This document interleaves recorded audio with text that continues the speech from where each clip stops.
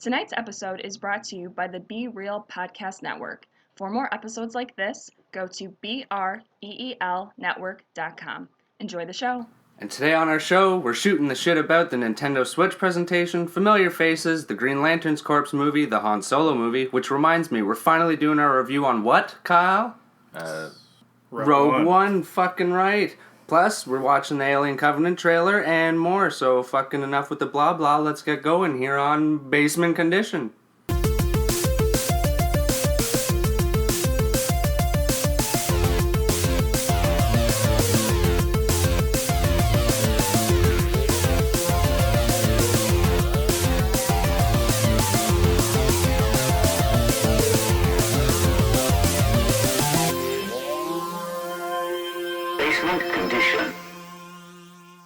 Hello, nerds, geeks, freaks, and internet peeps, and welcome to this episode of Basement Condition. Last time I checked, my name's Brandon. I'm still Kyle.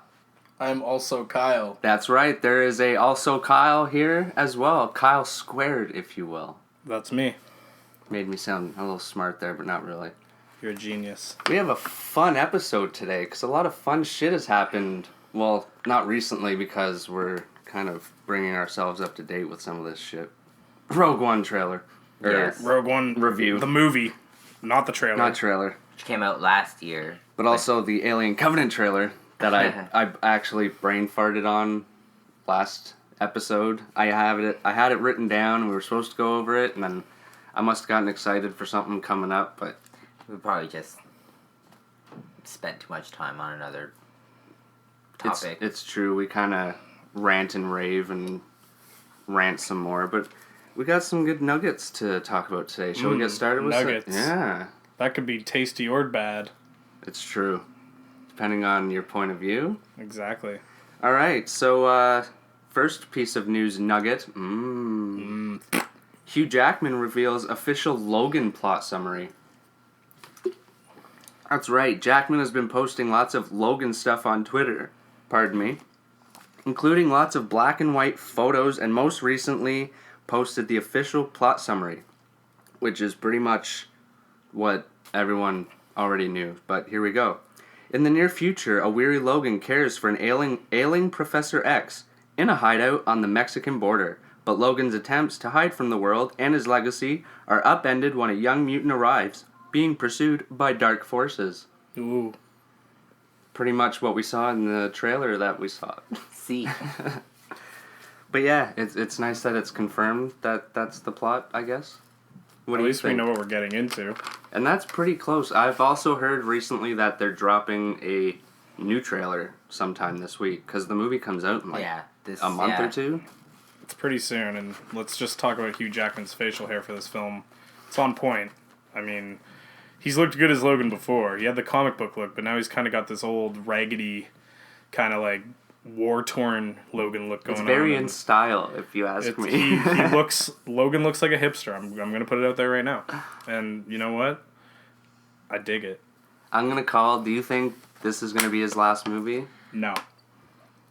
No. He's got one more in him. At least. Especially now with the whole Deadpool hype. He's got one more in him.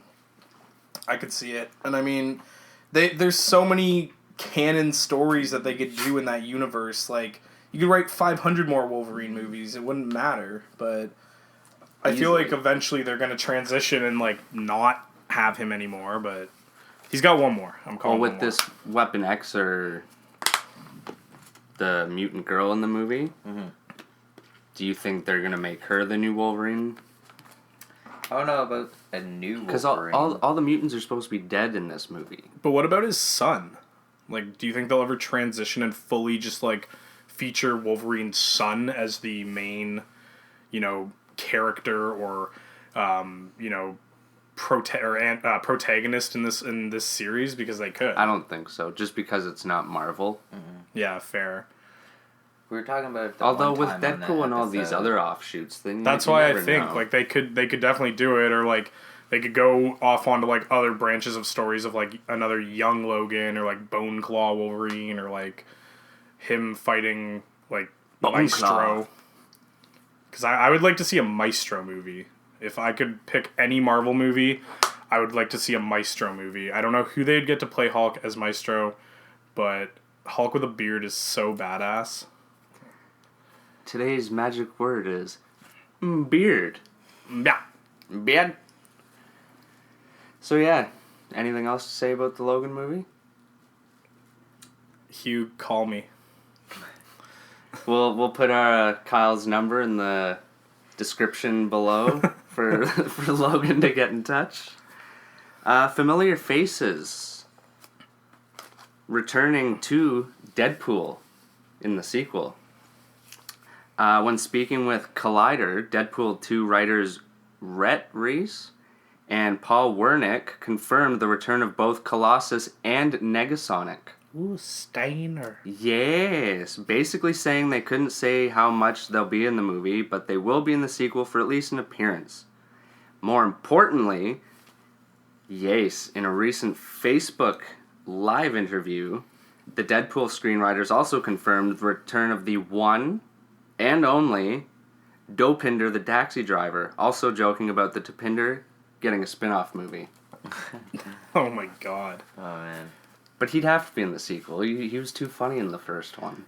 Can we just, talk about how basically since Van Wilder, though, any movie that has Ryan Reynolds and a brown sidekick or any sort of, racially stereotypical kind of Indian dude or Muslim or whatever he is, It's true. they get a spin-off film and they end up being, as popular as him or more, Can we just, I don't know if that's just me that's noticing that right now, but... I just noticed it now that you brought it up. Right?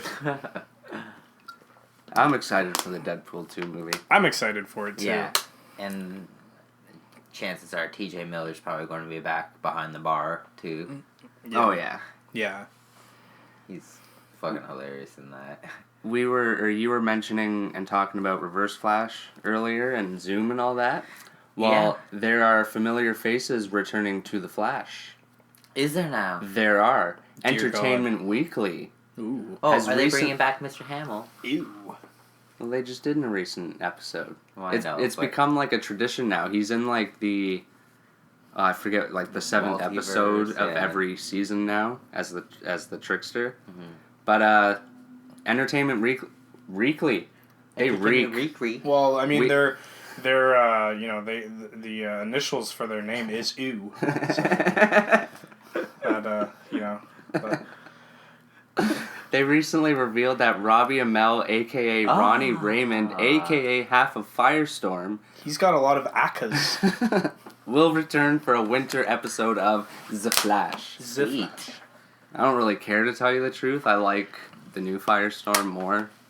And he keeps... not Firestorm. Ronnie keeps fucking disappearing and coming back and disappearing and coming back. It's like his tradition thing every fucking season now. Well, he's the guy. 'Cause even in the He's first Mr. season- Sacrifice. He's just like, hey, Katie. It's true. He keeps coming Sacrifice. back. It's like...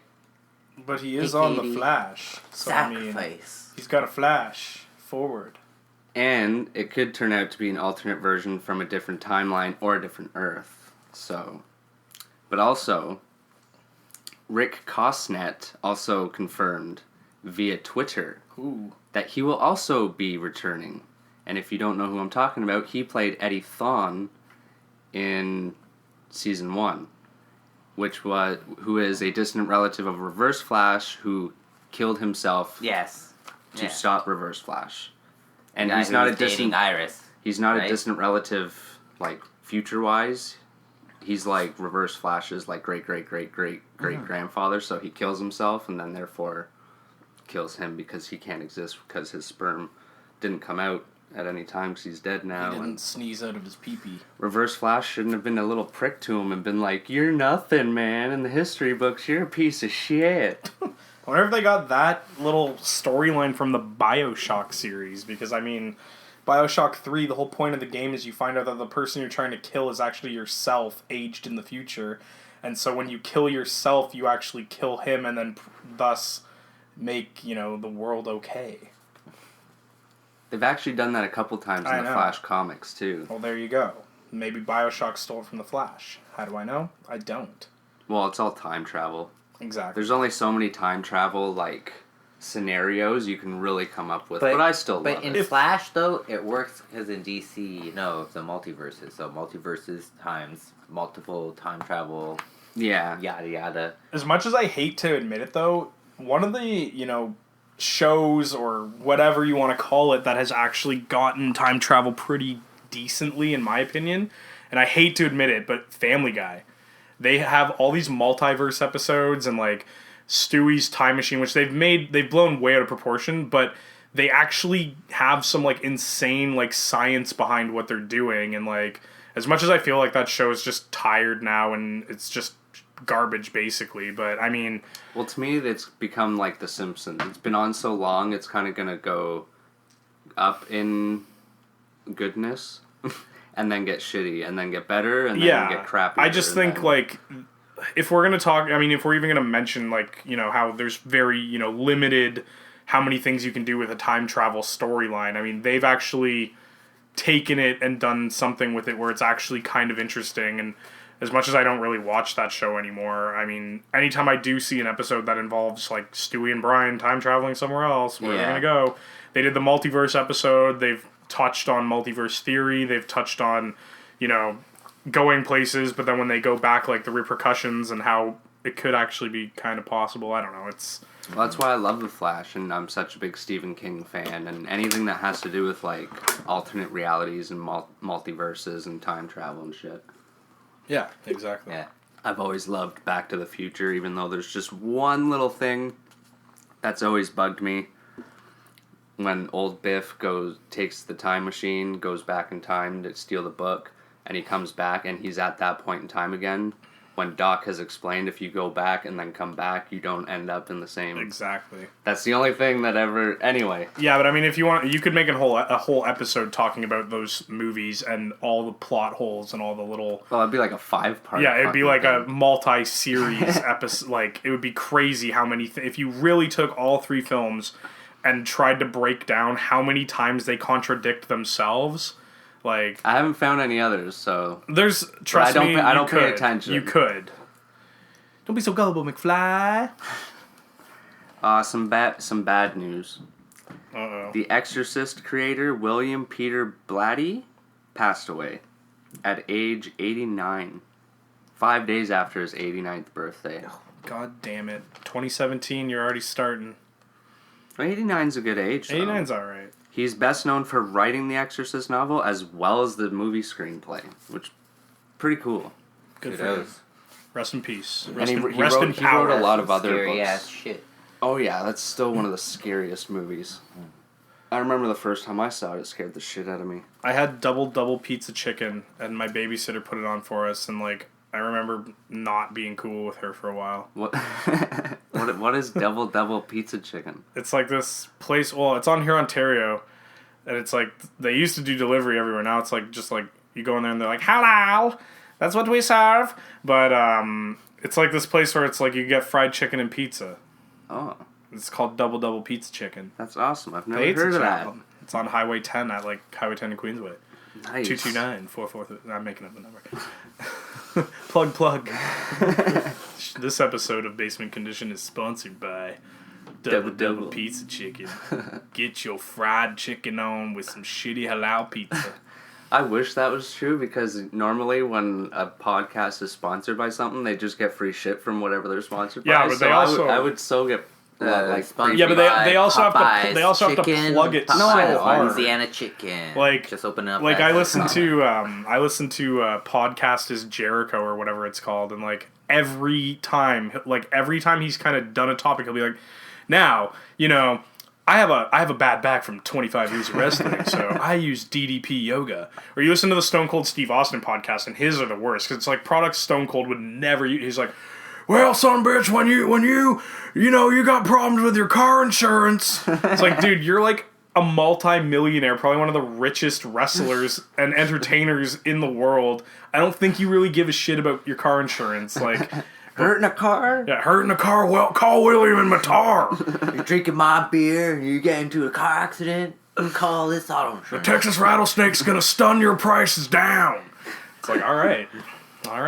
Oh, wrestlers and their podcasts. Hey, some of them are pretty good. But No, I know. I know you guys aren't as, into wrestling as one Ali Sweetser and myself, but... I mean, I used to back in the day. But Yeah, but I mean, him and I are still nuts for it. I know. Those podcasts are pretty cool because you actually get to hear a lot of actual from the mouth of the person stories from the road and Oh, for sure. Being in I that in listen the to other 90s. podcasts where it's any celebrities that hearing the real do that. stories. Yeah, it's awesome. So you like fucking Lethal Weapon, right, Kyle's? Love Lethal Weapon. Meh. No, I'm just kidding. Yeah. Well, DC's Green Lantern Corps movie has found its writers. Why do I bring this up, you ask? Because it has been described as a lethal weapon in space, and it's a comic book origin movie. Ooh, that's hot. It would be even better if it was a loaded weapon in space, and Emilio Estevez and Samuel L. Jackson Emilio! were in it. I still remember you let me borrow that so long ago, and it was just in one of those floppy I got it. cases. It was when KFC were doing DVDs with it was like dinner and a movie. If you ordered KFC on a Friday night, you'd get a DVD, and of all the movies, I got that one, which is actually a hilarious movie. If you haven't watched it, Loaded Weapon 2. It stars Emilio Estevez and Samuel L. Jackson. It's got Whoopi Goldberg in it, and it's hilarious. So when they go to the prison, it's the warden's was it stay to the left? He just walks wait a minute. Stay to the right, and one of them's getting choked out by an inmate or something. My favorite part of that movie, it's such a minor thing, but it's Emilio Estevez goes to a convenience store in the beginning, and he's like, "What flavors of Slurpees you got?" They're like, "Cherry, watermelon, and peach." And he's just takes a sip one, and he's just yuck. It's so simple, but it's just so good. Plus, him with a mullet is just gorgeous. Yeah, any movie with a mullet, because look at the actual Lethal Weapon. Yeah. Oh, yeah. Oh, yeah. That's a mullet. Oh, yeah. She's even got it on the sides and the What do you flippy think the fourth outies. one wasn't really all that successful? Well, he cut his hair, and it's oh, Lethal Weapon 4. What, you think that's why it wasn't That's successful? why 'Cause he the didn't mullet have the was flow. gone? He didn't have the flow.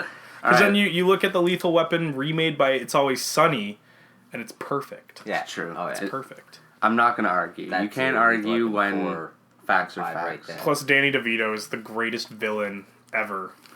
Mm-hmm. Danny DeVito is just the greatest ever. Yeah, he is. So, Deadline has reported that WB has gotten David Goyer, Man of Steel, Ooh. Batman v Superman, and Justin Rhodes to pen the script for Green Lantern Corps.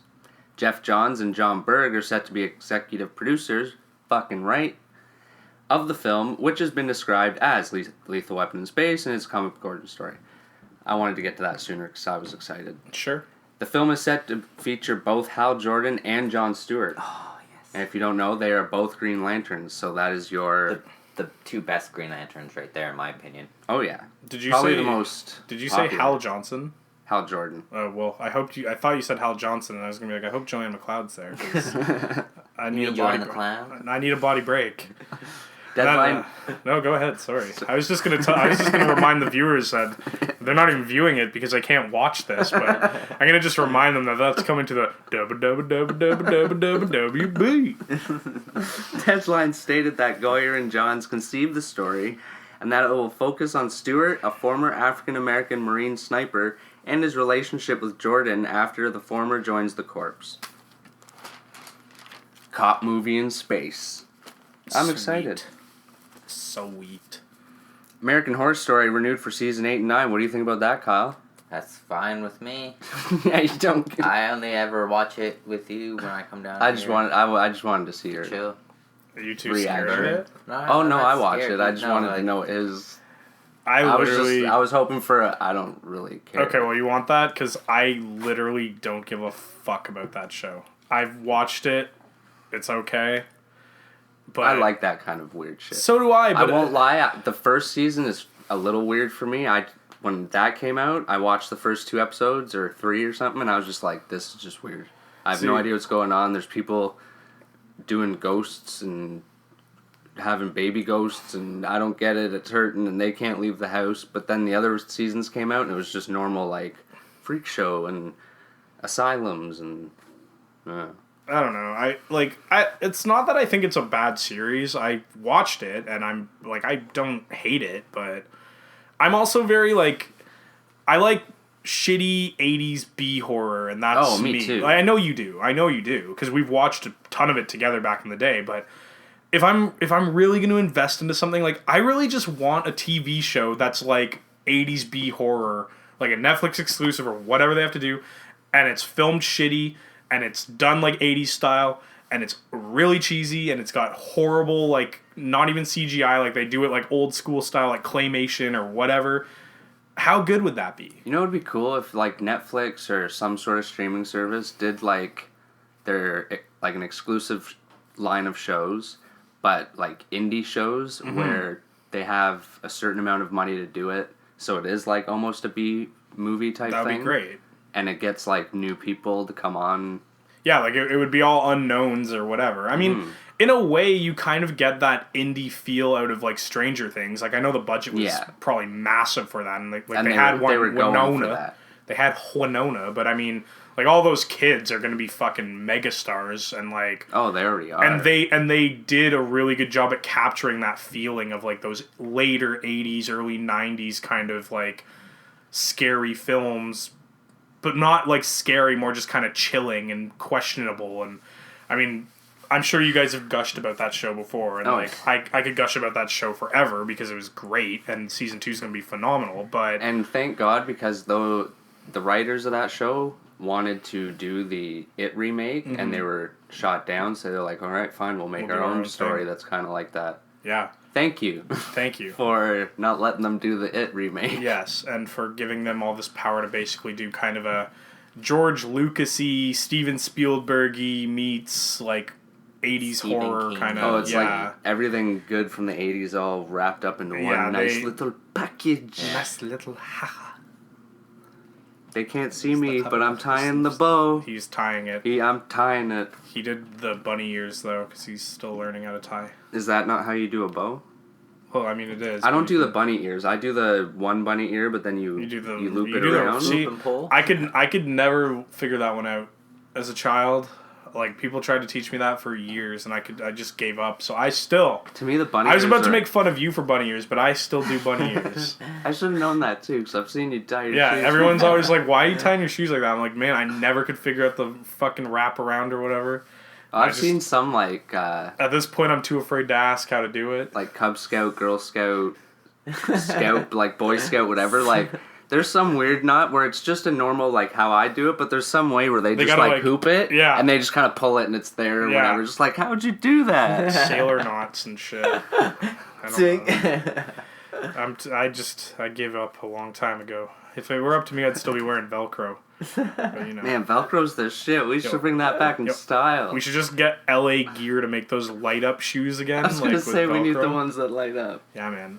I think that was LA Gear. Which is a great company name. Oh, jeans. Fuck. There's some little more news nuggets. More little news nuggets. There you go, Brandon. Speak it in English. I speak proper sometimes. Words out don't come proper. Exactly. French magazine confirms villain in Wonder Woman movie. And it's pretty much who everyone thought. It's Ares. Oh. The god of war. That's hot. Yeah. So there you go. Have you guys ever wondered when she flies her invisible plane, like, if she goes to the bathroom in the invisible plane, is she hitting people with her pee? Well, the plane's still technically there. It's just invisible. So I mean, I'm guessing there's still a toilet system. So like, it's an invisible toilet system that's part of the invisible plane. So she had some good plumbers, I guess. But when the plane goes invisible, does she go invisible? Like when she's in it? I guess that's what I'm wondering. In the comics, I would assume so. You just see the Justice League just walking around while flying in the air. That'd be dope. Everyone's flying beside her plane. They just see her for the pissing. X-Men too and stuff, and the. Well, yeah, they have it cloaks and invisible plane. Yeah, they just call it cloak, so it sounds more realistic. Yeah, it's cloaking that. This was cool. I thought this was fun news. Online petition to reboot 90s classic dinosaurs. Ooh, that would be cool. Remember that show? That was one of the best shows ever. I'm not gonna lie though, I more remember the toys that you got from McDonald's. I remember those where it too. was like a tube sticking out of their butt with a little... I don't even know what it did, because by the time I was always playing with them, they were broken, so they didn't do anything. But I'm guessing it just... Did they squirt water? So I can't remember what they did. I know they could move arms and stuff, but that... I mean, the only thing is, yeah, they'd only be able to reboot that show, because the last episode, the dinosaurs all die, right? Like, the very last episode's when the meteorite's about to hit or whatever, but... It's crazy because you look back on that show and it actually tackled a lot of like very like adult themes and very like it was very much like a sitcom, like a kids sitcom that tackled like a lot of growing up and a lot of like actual like pretty like heavy topics. But I guess that's like what Disney kind of did back in those days with like we had dinosaurs. A lot of stuff. Like was that Disney or was that pure ABC? That might have been both, but well, I think they're both because it says Disney ABC. Yeah, well there you go. Yeah, I saw it on Facebook. There was an online petition on change.org to try and get Disney/ABC to reboot the classic 90s TV show Dinosaurs. The petition, I don't know why that's such a hard word for me to say. Petition was started by Sean Manley, and at the time of writing this, Steiner has or had, whatever you want, this I wrote this a couple days ago, so it might be higher now, had 13,800 supporters of its goal of 15,000. So, once the goal is reached, the petition will be sent to the Walt Disney Company. Did you say petition? Probably. Now, I mean, if we're talking about reboots, there's been one that's been in limbo for so long, and I think I've heard of that. Do you know what I'm talking about? Faintly. Do you even know what I'm talking about yet? Aren't you talking about Dinosaurs? No, I was going to talk about another reboot that I'm waiting for that's been working. They've been working on it forever, but then like I haven't heard of an update for a long time. And it's a reboot of Reboot. I keep hearing little things every once in a while about that as well. I think someone just has to fucking do it. They should call it Reboot Rebooted. The reboot. The album. The video game. The sequel. The official soundtrack of the video game of the movie. I loved Reboot. Even my dad loved that show. So that was like a show me and my dad watched together. It was just like... Watch Bob and Enzo, like, go fucks with that purple cube. And they had fucking killer toys. Yeah, like, they who was did. the bad guy? Megabyte? Yeah. His toy was fucking awesome. Because every single joint was, like, movable. Yeah. And he would... Oh, I had a few of the toys. Were perfect. I had, like, grown-up Enzo. I had, like, a Bob toy. I think I had... I definitely had the... I think BJ had a Hacker Slash. One of them. Yeah. Or were those like the blue and red dudes? Mm-hmm. Yeah. Mm-hmm. And then I might have had like I know I had a Megabyte toy and then maybe a hexadecimal toy too, and even Fong or whatever his name was. Incoming game. Warning. I think we had a Enzo and a dog. Oh yeah, the dog was... yeah, I had the dog. Yeah. That was a great show. A little bit of comic book news. Ooh. Batman and Flash crossover comic announced. Oh yes. My. Batman and the Flash team up in a 4-part crossover titled The Button. Ooh. Yes, in DC Universe Rebirth #1, Batman found the comedian's button from Watchmen lodged into a wall of the Batcave, and this will finally expand on that. Finally. Just that news is making me expand. Shit. Oh. In the pants. Oh, a little tent action. The story will take place in Batman and the Flash issues number 21 and 22. So that's what you were talking about. Yeah. I didn't get what you were talking about, because they said it was like I thought it was going to be a mini-series. Well, I thought it was going to be in two separate, in Batman and Flash. It is going to in be. both their respectives 21 and 22, but they're going to tie together. I really hope it gives us some answers and just doesn't keep giving us more cliffhangers. Yeah, because what I'm more curious about is because I obviously knew and saw the Batman one, but where did Flash find the button? Nowhere, he just knows about it. And pretty much, I think the button, when Wally was visiting Batman, I think that the button flew out from the Speed Force when he was there and lodged itself. Ah, okay, right. You know what would be the best part of that, though, is if they find the button and it's from, like, Business Depot or whatever, and they just, like, remove it, and then that was easy. It's just like, alright, that's the whole series right there. It's just one big ad for Staples or Business Depot or whatever company it is that has that stupid button. That was easy.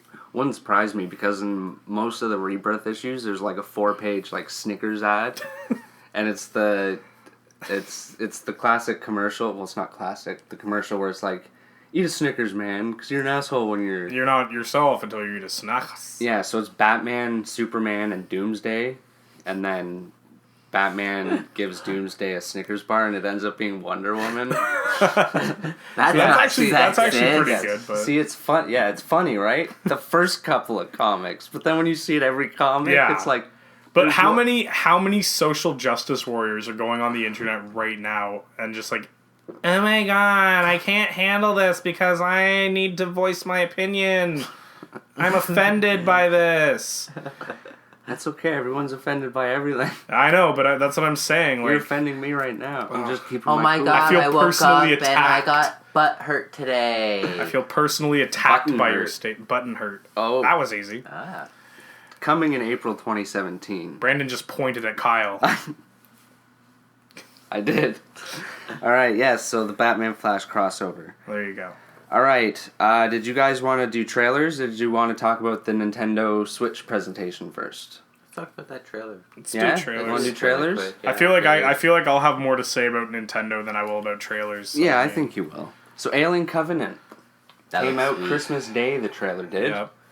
And it was a nice little surprise. Yes, it was. I was just missing Arnold. Were you missing Arnold? I wanted Arnold to be in the trailer. Aw, that's okay. But the shower scene rustled my jimmies a little bit. Right? That little threesome at the end with the two humans and the alien? I was hoping that the tail was going to go up her bum bum. Oh.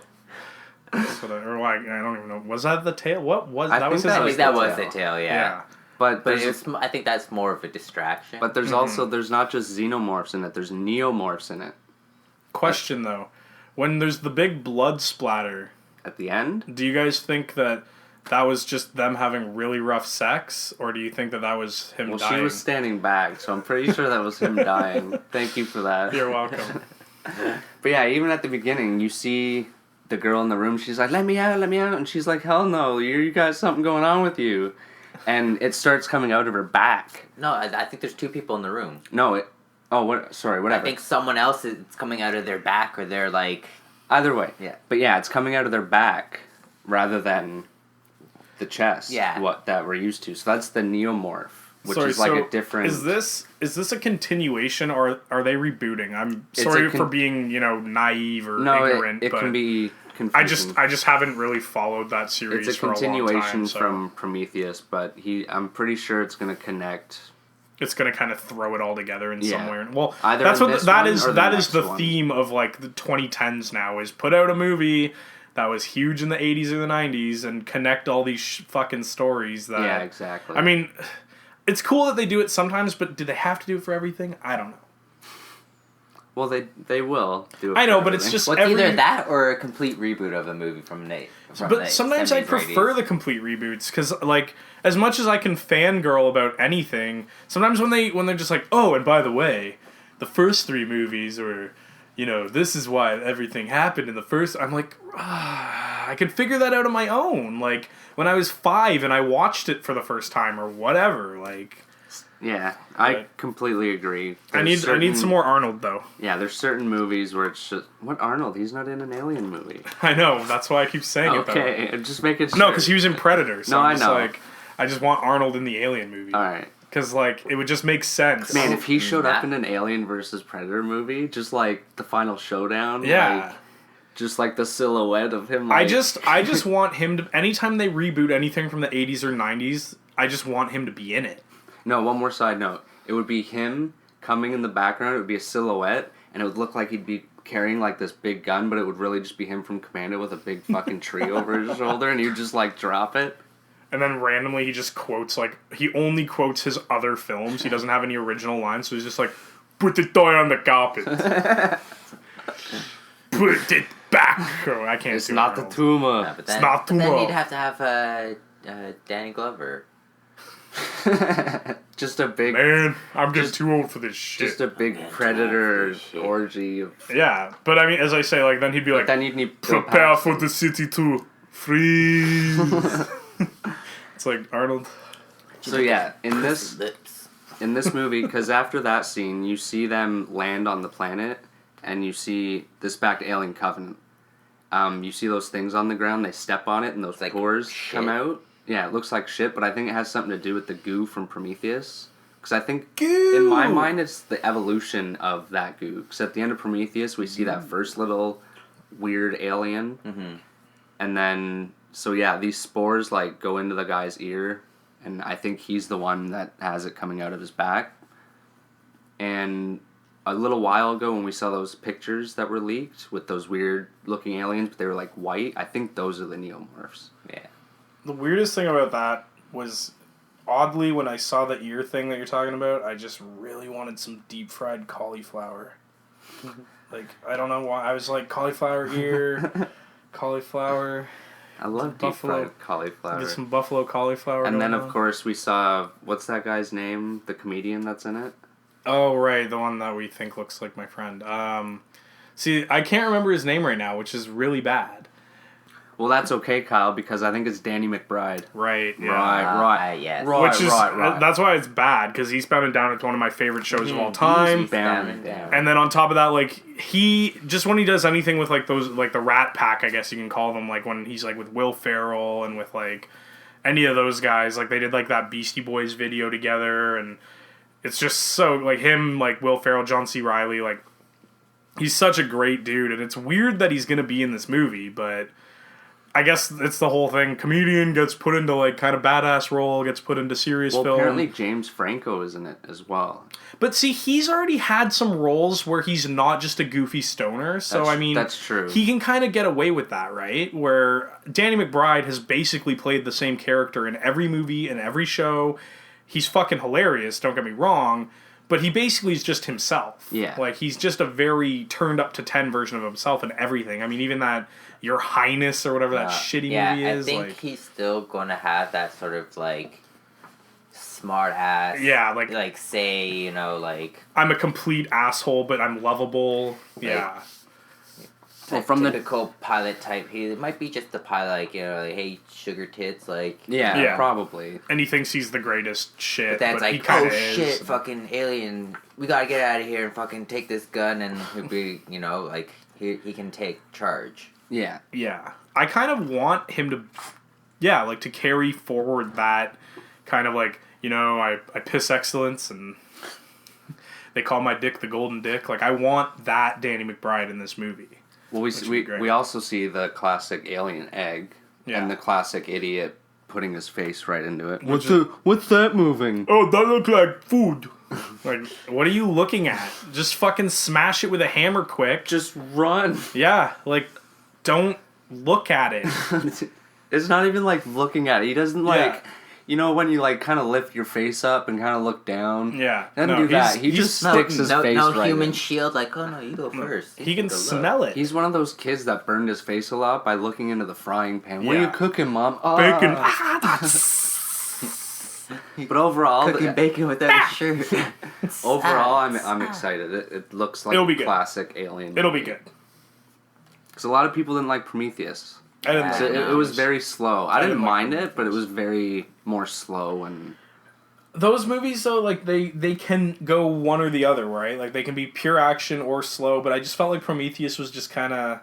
fell a little flat for me. And, like, I don't know if that's unpopular opinion day, but, like... no, a lot of people weren't happy with it, and I think they could have expanded more on the whole engineers thing, like the big white people that were supposed to be the ones behind the black goo and the aliens and shit.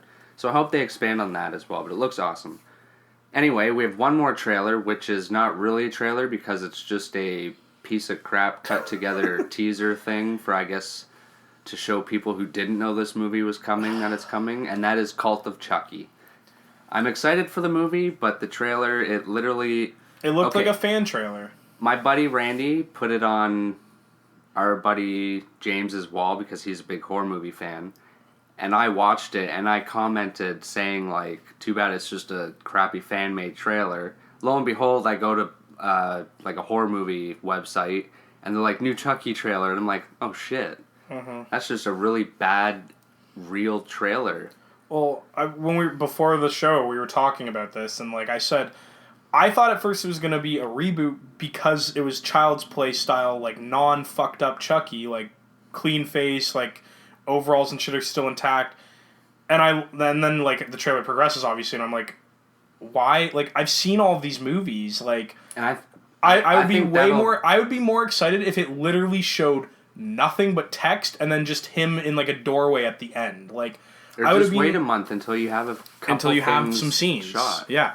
But it didn't even say anything about the upcoming movie. No. So therefore, yeah, it could be anything. Anybody who's watching this who didn't know like the last Chucky movie came out because it went straight to DVD, they could watch this and go, "Oh, a Child's Play reboot," because it's just showing his life, and it's just like, I don't know, it doesn't say anything about the plot. To me, I didn't see the boy from the original movies in it, though. So. No, the two characters that are supposed to be in this upcoming movie aren't even shown in this trailer. That's what's messed up. Well, it bothers me because like you can do a proof of concept style trailer, but like show something new, even if it never makes it into the film. Like which a lot of movies do these days. A lot of movies do. The new film is supposed to be the girl in the last film who survived Chucky. He killed everyone in her house, and the cops come and they put her in an asylum, saying that it's her that killed everyone, and she starts to believe that. And then her guidance counselor or grievance psychiatrist, whatever, brings in a Chucky doll as a tool or lesson or whatever, and it ends up being Chucky, and he starts killing everyone, and then she starts to see that it wasn't her in the house, but then the kid from the original, like Andy, is supposed to come and team up with her as well. You don't see either of them in the trailer or anything from the last. I'm sure we'll get like a Red Band trailer in like a month, and then they'll finally have some footage. And I mean, they're saying it's like 2017, right? Yeah. So I mean, they must have some of it shot. Yeah, they've been showing pictures on set and shit. Yeah, so. But that's what I'm saying. Like, it would take them literally 10 seconds to like CGI a quick like just a silhouette of Chucky in a doorway holding a knife or something, and him doing his like standard laugh. Or just him standing outside the insane asylum. Exactly, like that'd be awesome. They literally could have made such an easy, quick trailer with a bunch of text where you don't know where it's going yet, and then it just shows him or whatever, and it could have been such a simple thing, and instead it literally did look like a fan-made trailer. It literally looked like someone was just like, I got nothing to do today, I'm going to throw together a bunch of Child's Play clips and Bride of Chucky. Exactly. And it looked like they did it really quick. Like, the clips don't even make sense. Oh shit, I was supposed to do something. Just cut and paste all these old footage. There you go. Well, even when it says like it's like Cult of Chucky, an all new movie, like that looked so cheesy. Like it, whatever. Like I'm not gonna honk on it because I am excited for a new Chucky movie. I love the franchise and like I have forever. But I mean, do understand it's pretty much for people who didn't know the movie is coming. Yeah, but and that still, aren't as big of fans. But I get that. But I mean, most people that watch the Chucky movies watch the Chucky movies. Yeah. Like, I don't think they're gonna get too many people that are just like, I've never seen Chucky, I'm gonna go see Cult of Chucky, right? Like, that's very true, actually. the people that were watching Chucky movies, you know, we were still the blockbuster generation. Exactly. I'd go and rent literally all Child's Play movies, all the Chucky movies, like everything, and like watch them all in a weekend. Missing. Like, they have Netflix now, and yeah, they'll be flicking through Netflix maybe, or you know, oh, what the hell is this or what's that? But back in the day, you'd go to a Blockbuster or Rogers. This is a big topic on Basement Condition. I had a feeling because we were all part of that. And you just see all these movie titles and shit, and you're like, oh, fucking Friday the 13th. But it was such a big deal back then, right? Like, for us, it was like, you know, Friday night, like, we're getting, like, pizza, we're getting some, like, something for dinner. A movie and a video game. We go and grab, so my rule was I was always allowed to get either 3 movies, 2 games, or a movie and a game.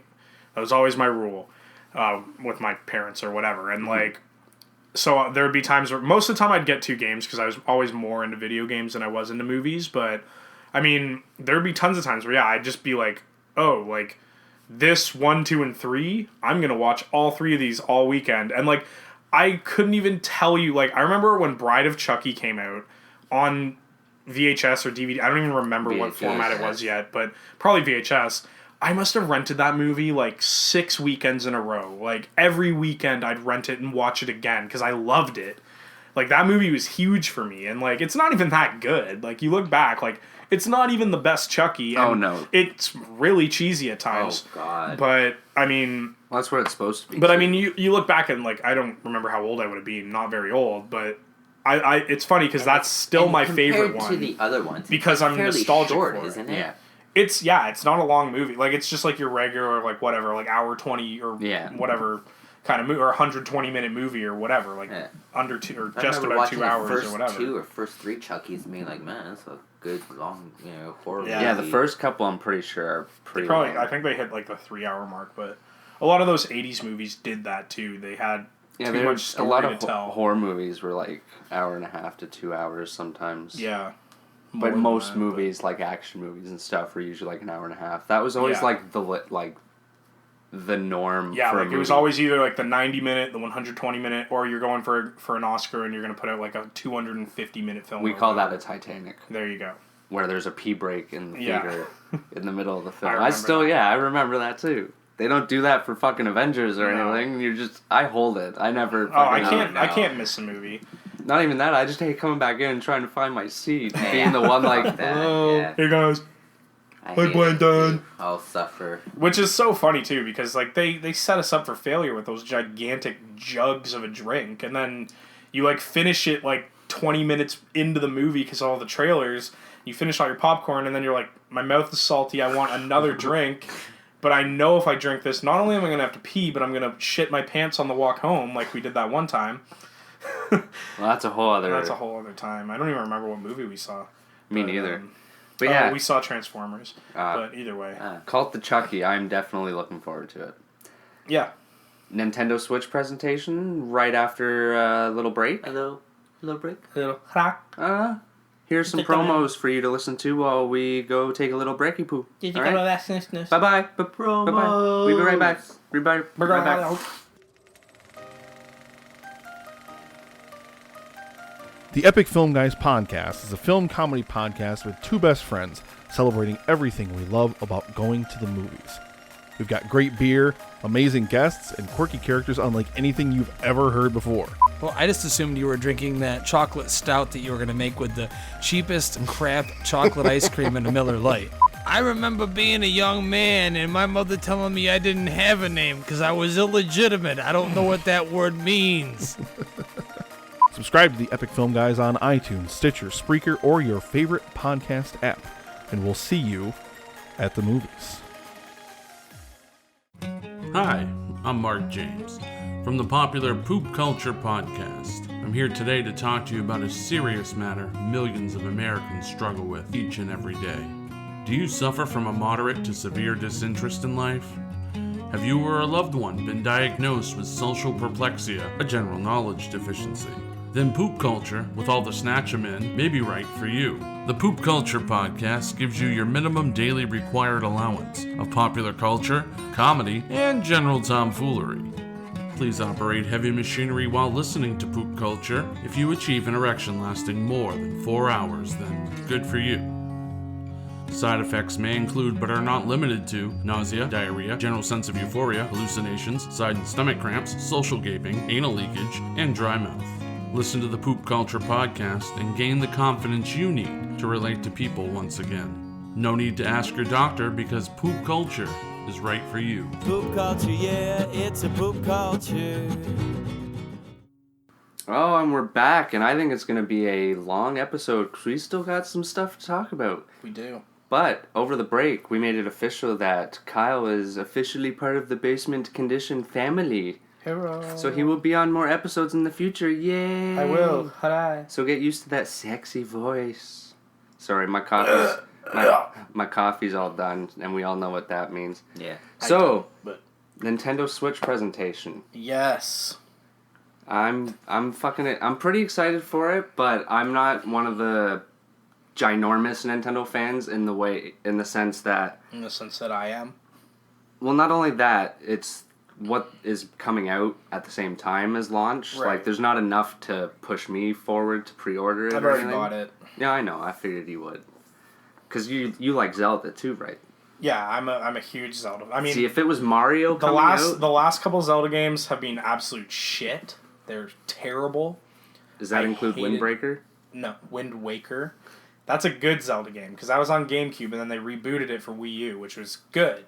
But, I mean, we're talking, like, the Zelda, like, whatever, Phantom, whatever the fuck, I can't even remember that game's name right now. Hourglass? Phantom Hourglass, where you turn into a wolf. Princess? And Twilight Princess, hated the shit out of those games. Mostly because I hated the Wii, and I hate motion controls, and I'm an old school dude, and I like controllers. I hate motion controls, I think they're gimmicky, so it was even, like, I remember playing, like, Twilight Princess and just being like, or Skyward Sword, sorry, was the one I hated the most. I made it to the first dungeon and gave up. Because I just hated having to pretend that I was using a sword and a shield. I just wanted to press A and hit. Like, what's this new one called again? Breath of the Wild or something, or Breath of Wild. I can't remember right now. But so that's coming out on launch, as well as a game called Half Switch. Yeah. Which is basically just, this is how you use our system. But they always do that. It's like how with the Wii U, they put out Nintendo World or whatever it was called. Nintendo Land. Or Nintendo Land, yeah. And that was a fun game. I won't lie, if it was the Mario game coming out on launch, I would have pre-ordered it. Yeah. And I bet you there's a lot of us. But you know that by us I mean me's. Won't come out shortly like after, a lot of people that are like, well, if it was Mario, I would pre-order it. Yeah, I would have. Yeah, but the thing is, like, Nintendo hasn't done a Mario title for launch in a while, like a proper Mario title for launch in a while. And I haven't pre-ordered a Nintendo. Well, there you go. Ever. Well, there you go. So, all right. Well, I miss the days when you bought a Super Nintendo and it came with Super Mario World. I know. So yeah, it will be released on March 3rd of this year. Yep. And will be $299.99 American. It's how much was not it? That cheap here. How much was it Canadian? I mean, I'm not a banker, but I think I only had to put down $50 to pre-order, so I haven't paid the full cost yet. Okay. But it's like, it's gonna be like $400 or something. Like, it's pretty pricey, but.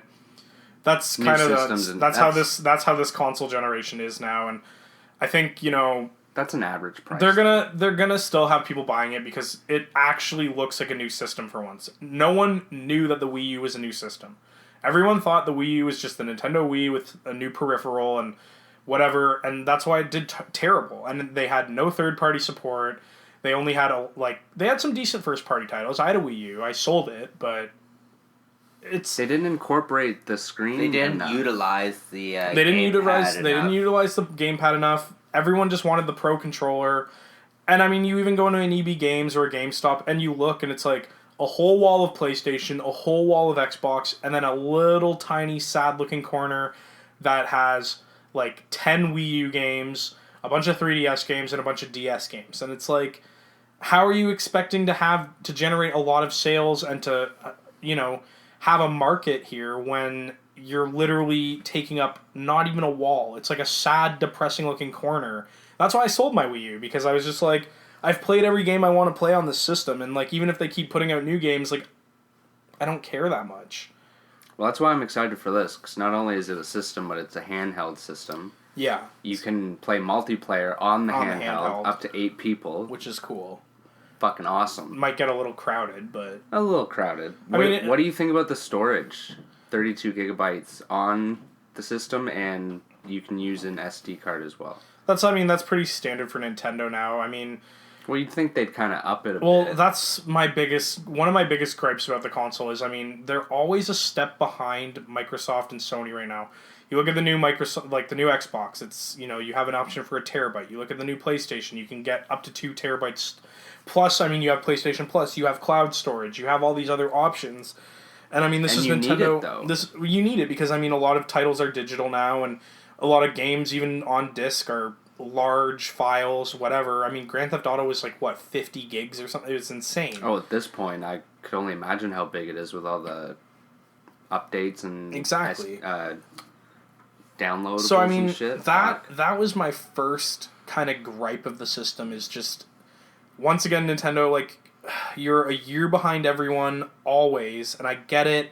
Like, you have a name that you can stick with, and you have characters that no one else can use, and you do put out quality titles. Your first-party work is always phenomenal. Even on the Wii U, every first-party title they put out was great. I will say it right now. But you look at something like, it was the same with the Wii U. I had 3 USB sticks in my Wii U. And it's like, just give me a shitload of internal memory. Yeah. And then, like, I don't mind having to have peripherals like that, but just why not just offer a 500 gigabyte? Why not offer a terabyte? You know that they're gonna make more money. You know that eventually they're gonna put out another model with more space, because no games are 32 gigs now. Like, you'll get 2 games on there, and you're gonna be out of space. Exactly. And then even when it comes to updates and stuff, they take up space. If you have too much space on your console, you can't even update. So I hate when it says there's an update and it goes to do it, and then it's like, you have no room. And it's like, fuck. So, I mean, like, I appreciate Nintendo. You're giving us the option for easily expandable memory. Great, thank you. Just give us a little bit more. Give memory us a little more to first start place. with. Yeah. Also, you have to pay for online. They were the last system They were the last system to finally hop on that trend. But you know what? Nintendo are really good to their fans and to their supporters. Thinking that too. So I feel like the online service will be good. And here's my thing. If Nintendo could have a free online service that was decent, I mean, Mario Kart 8 was always fine. I always got connected into rooms. I never had a problem connecting. I never had lag. Even Smash Brothers. Smash Brothers was a little but it still was pretty good for online. And I mean, if that was free and now they're actually paying. So I mean, you're paying for server space. You're paying for you're paying for a membership to be active, but what you're paying for really is to have like servers and to have more servers. Keep them up and running. And to keep them up and running and to keep them updated. But I mean, you even look at, like, I have PlayStation Plus, I have Xbox Gold or whatever. You get 2 free games a month, you get perks. Yeah, there's always perks. You get discounts. There's always, there's a reason that you're paying for this. And a lot of the time it does pay for itself. I mean, yeah, PlayStation Plus, the games lately have been kind of shit. Every month it's like always a fucking point-and-click game, an above-head game, and whatever. But, I mean, you're getting discounts, and I mean, on top of that, you're paying to play online. And I think if, Nintendo are just trying to keep up with the market. They know that, all these other consoles are generating a lot of their revenues from having all these people playing online. So it was bound to happen. A lot of people were freaking out about that and whatever, but I wasn't too surprised. I was surprised they didn't even offer that with the Wii U. And it's true, you get Nintendo more. Nintendo has always, kept up and been, kept afloat with their handhelds. Yes. And that's where they made their money. Yes. And now that's kind of what the system is utilizing, and they're kind of bring back the couch play. They're trying to bring that back. But, I mean, as I say, if we're still talking about online...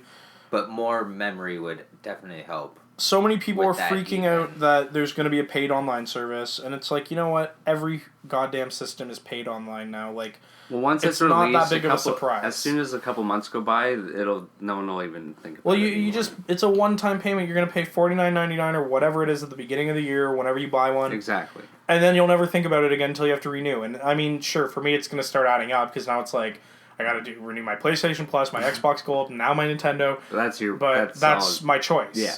That's my choice to have. So I'm not gonna argue it. I'm not gonna get upset about it because I'm opting in for this. And if Nintendo does it right, they're gonna offer free games. There's gonna be discounts. There's gonna be reasons to pay for it other than just to be online. And everyone's freaking out. Oh, Nintendo!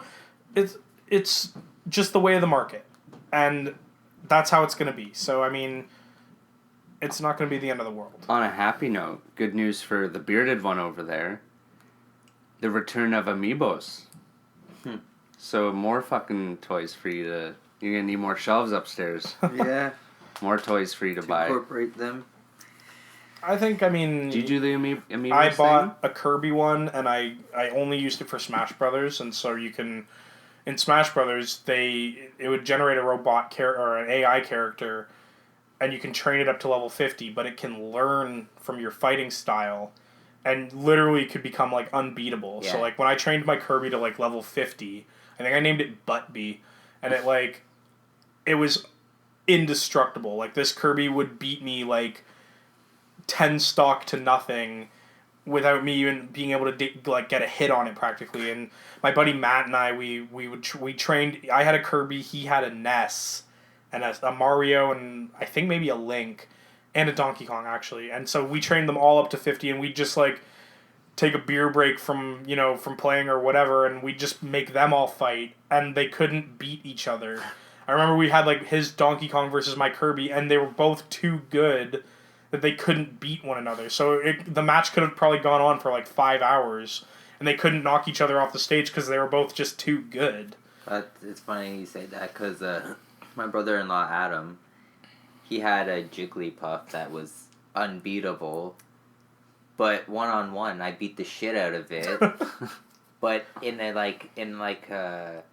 multiple setting with a bunch of people, Yeah. it like whooped ass and Annihilates. shit, and it's just like crazy. You couldn't touch it. It's like wow. Yeah. But yeah, Well, there you Once go, it Nintendo. There's more money once for it- you. once it learns your fighting pattern and Yeah. style, like And then it learns how to beat your style, and then it also gets better than you, and then better than everyone else, and yay, computers. But yeah, amiibos are cool. I never really got on like the hype of them just because I didn't want to keep spending money on them, and I don't have anywhere to put them, but they're cool, and I think like they do offer like little perks and it's almost like getting like little extra DLC out of games and stuff like that, which is, for some people that's cool. Lots of people like to collect them, so it's kind of like the Nintendo Pop figures, if you will, and That's Nintendo's very going to good get a analogy. shitload of money from that, and They already have. they already have, but I mean, they're going to continue with that, and When I first moved in here, every time me and this bearded one over here would go into an EB Games, he would just beeline to them amiibos section to an exact amiibo and be like, I don't have this one, and buy it, and be There like, you go. Jess is going to be pissed. It's like, why'd you buy it? I need it, man. need it. If I didn't get it, it'd be gone tomorrow. I'm like, that's true. Well, there you go. I understand the struggle. well, there you go. It's like the... and I still don't have them all because I just want the ones specifically for Super Smash. And You've got like 50. like they said they're not going to do another Super Smash. Then they're like, oh, by the way, we're coming out with Nintendo Switch. And then you're like, well, they're coming out with another Super Smash. Of course there they probably are. won't be one for a while, but I mean, What do you think? They didn't mention anything about VR, and apparently... they'll hop on it. But I think they're gonna start off with this and see where it goes, because really, like, what Nintendo titles can you picture VR currently? Sort of Mario, just because it's so 3D But now. it would just be really gimmicky, I think. I think Yeah. Nintendo doesn't want to... They don't want to be a gimmicky system. I don't and know, like, that first Mario level looks kind of gimmicky when he's running around the real world. Yeah, but honestly, man, I don't even think half that's going to be the game. I think that's very much proof of concept, just showing that it's open world. And I mean... You think so? I don't know. It's hard to say, right? I mean, it could be cool, and like... I don't know. I think just if don't like... anything, it'll just be the hub. Yeah. It'll be the hub. I mean...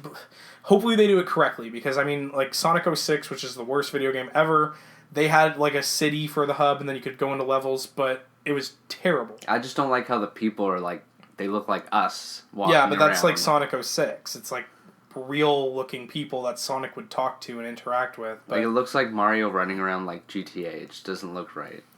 I think, as I say, I don't think that's going to be a staple of the game, because, I mean, it showed so many other worlds and so many other things. Oh, it looks fantastic. I think it's very much proof of concept. I think that, if anything, is going to be like the hub world or something, or maybe it's a level, but I don't think the whole game is going to be based around the city. I think that was purely them just showing that it's going to be an open world Mario Well, game. that game is definitely what's going to push me to get the system. Oh, yeah. Because I That'll be already great. want it just for the fact that it's a handheld. Yeah, and well, it's you have a system. options. And I mean, I loved 3D World on the Wii U. Like, that game, as far as I'm concerned, that is one of the best Mario games ever made, including the NES and the Super Nintendo games, and Mario 64, which actually, I hate Mario 64, but I don't even want to get into that. It's the fucking worst game ever. I hate it so much, but either way. You guys are just, like, giving me the weirdest... No, I'm looks right watching. now. I'm watching his face go from like. No, I can understand that, because I really Yeah. enjoy the game, but it is a piece of crap considering it was their first... Oh, it's the first ever 3D platformer. Yeah. And basically, they made the Nintendo 64 controller around that game. And the first couple of levels are fine, but it's the levels where the camera views start going. That's my swimming only ones. problem with that Yeah. game, is that the camera is so bad, Like when it gets borderline unplayable when at you're in times. cave levels, Mhm. you try to move When you're it, and trying then to all of a sudden, swim and you're like, okay, Yeah. we want to go down here. It's It's- like, boom. And Yes, it turns the on game you. the game still, in some aspects, stands up to the Tales of Time. The Tests of Time, sorry, not the Tales of Time. That's like a tale as old as time. Whatever. But no, I mean, we're getting off topic about that, but I mean, I don't want to just talk about Mario 64 because it would just be me talking shit, and then you guys are going to get hate mail, Oh, and no.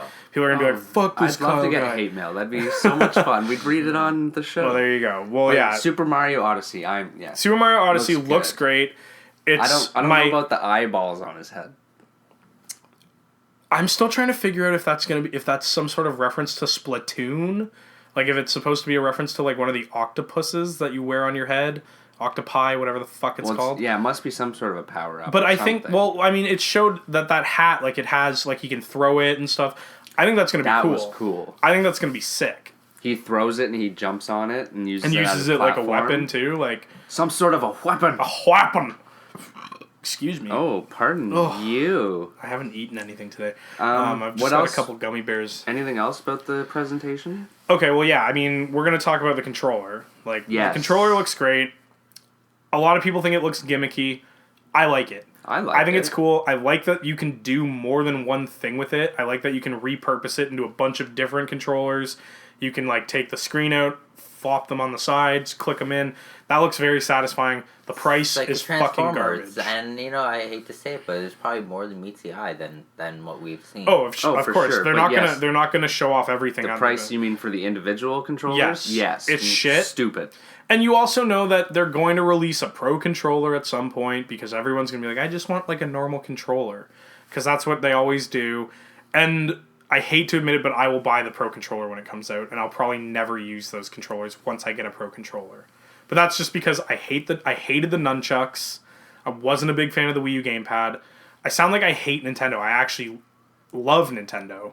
Me too. But I think, honestly, it's like the same thing with wrestling fans. It's like, all we do is complain about wrestling, but we're the ones that love it more than anyone. Well, that's kind of what we do on the show. Even when we love something, we always point out all the shit, the bad stuff, right? You can... That's what you do. What makes us the diehard fans, exactly. I think, though. Well, you guys could come and, like, watch wrestling with Ali and I, and you would think that we hated it. All Ali and I do when we watch wrestling together is complain about how fucking horrible it is. And there's some dude made a YouTube video, and it's very similar in that, where it's like two guys, and like one guy's not a fan and one guy's a fan, and the guy's just like, oh, I fucking hate this, it's terrible. And at the end the guy's like, dude, why do you even watch it? Because I fucking love it, man. It's I love wrestling. And it's the same thing with me with Nintendo. I think, they've... Super Nintendo 64, even GameCube. Great. GameCube, yes, exactly. Double Dash, to me, it was like the last great Mario Kart, honestly. I could agree with that. I mean, I liked 8, but 8 just felt so... tried too hard with Wii and Wii U, I think. I think game-wise they tried too hard. I think console-wise they didn't try hard enough. I mean, the Wii was a huge success, but I hated it. The only thing with the Wii is that it was a huge success because they promised so much on launch, but then everything kind of trickled away. But it was also a good family console, and little kids loved the Wii. Like, I just felt when I got my Wii when it first came out, I was just like really stoked on motion controls for about a month, and then was just like, I hate this. Like, I don't want to have to swing my arm to do shit. Like, I don't want to have to like have this shaky, pointy remote because I have shaky hands. Like, every time they can't see what I'm doing, but I'm shaking my hand. Like, my Wiimote would just look like someone was having a seizure on the screen because that's what's good about these new controllers. So I like the new controller. I like the look. I'm not super happy about the price. Also, apparently there's a share button on the controller, kind of like the PlayStation 4 controller. And which I mean that's all part of this whole culture now of everyone's online, everyone's sharing, everyone's generating content. And the other reason Nintendo's doing what we that, were taught to do when we were growing up. Right. You're taught to share. So right. Sharing, it's what we do, is the thing now. But no, I think this is also Nintendo trying to kind of give a bit of a middle finger to the to the gaming internet community of Twitch people and whatever. Everyone's capturing footage anyway. Yeah. Everyone's gonna buy a Switch and they're gonna capture their Mario footage. They're gonna capture their Zelda footage. They're gonna make Let's Plays. They're gonna make reviews. So Nintendo's like, well, we want a piece of that now. We want you to do it through our system on your Twitch. We want it to do it through our system on YouTube or whatever. And I mean,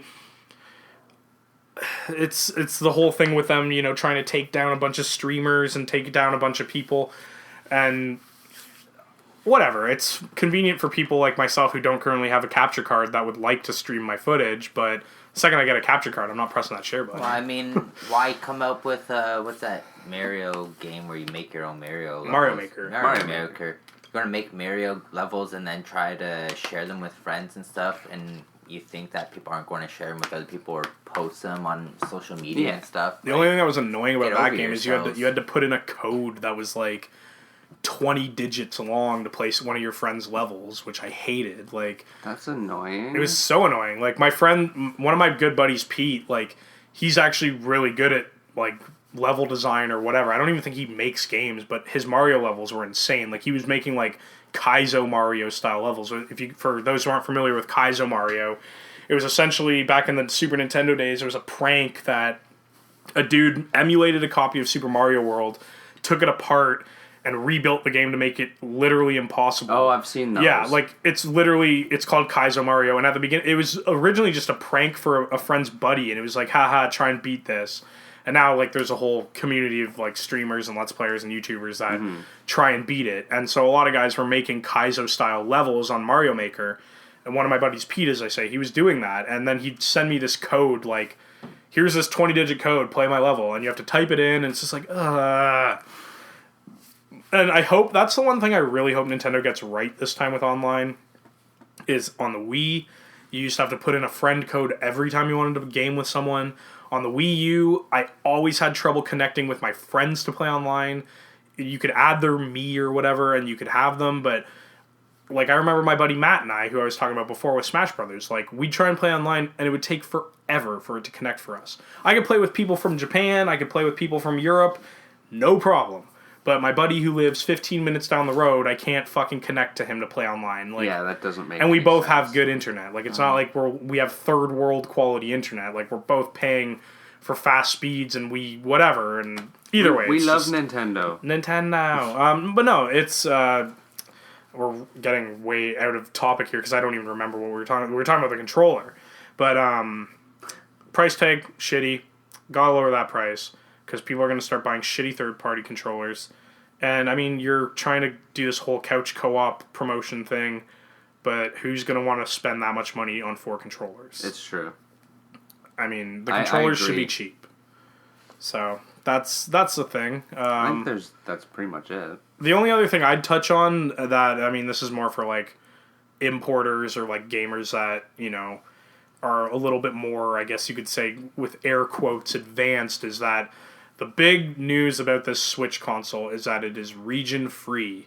It is not a region locked console. So I can buy a game in Japan, send it over here, pop it in, it will work. Nice. It's like their amiibos. I could buy a Japanese amiibo and hey, it'll work on my Wii U. Well, I mean, so for years, like, especially Nintendo have been, like, criminally known for region locking the shit out of everything. So if you buy a Super Nintendo, you want to play a Japanese Super Famicom game, you either have to, like, buy this weird adapter called a Honeybee, you have to go inside the system in the tray and, like, cut these 2 bolts out of it. Or even with the N64, the same deal. The cartridges have different bottoms so that you can't physically put a Japanese N64 game into American N64 and vice versa. So you'd always have to do all these stupid adjustments to your systems. And I mean for older importers, it makes sense because back in those days Japanese games were coming out first. So like, say, you know, you wanted whatever, this game that came out in Japan a year before it comes out here, they didn't want that because they wanted the they wanted the Nintendo of America sales, right? So it's a big deal here because this is like the first real like mainstream console that's purely being like, there's no region locking. We fully support importing.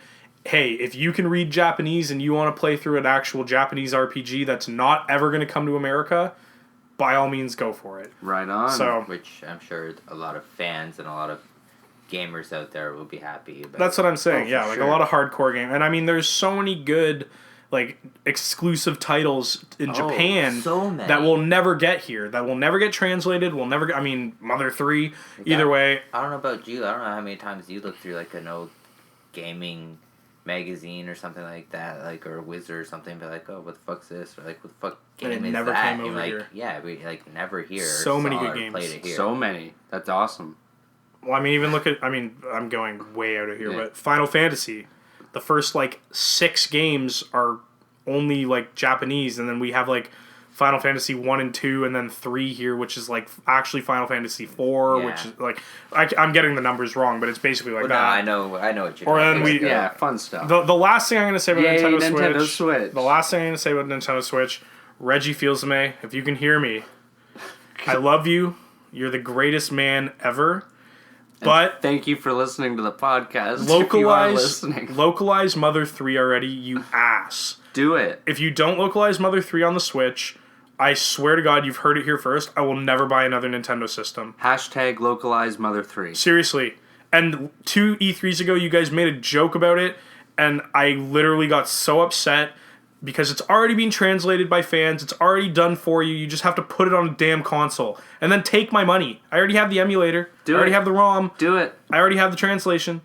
Alright, well. Either way, that's the last thing I have to say about Nintendo. But either way, Switch, looking forward to it. I got it. And maybe when I pick it up and play through some Zelda and whatnot, I'll come back and kind of report my findings. So, fucking right, bud. There we go. You hear that noise? I think it's our next segment. Oh, yeah? Yeah.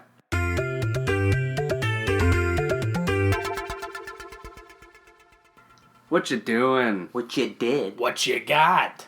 The segment of the show where we reflect on us and all the nerdy shit that we've been up to. So, I recently watched a movie that came out in 2015, and I finally watched it yesterday. What was that? Ex Machina. That sounds horrible. No, it was actually pretty good. Directed by Alex Garland, who also wrote 28 Days Later and Sunshine, which are both really good movies. And this is his debut film as a director. It's about a young programmer who is selected to participate in a groundbreaking experiment in synthetic intelligence by evaluating the human qualities of a breathtaking humanoid AI. Spearmint. I prefer wintergreen. Right? Yeah. Overall, I really enjoyed it. It was really, the visual effects were really good. Who's in it? No big actors. Oh, okay. And if there is a big actor in it and I didn't recognize them, I'm sorry. But no, there's only like 4, maybe 5 actors in it, because it's the programmer and he goes to the scientist creator of the AI's place, this Nathan guy, who's like, over the film, he's like this really creepy, drunk, like mad scientist, and you really don't know where he's coming from or what he's doing behind the curtain.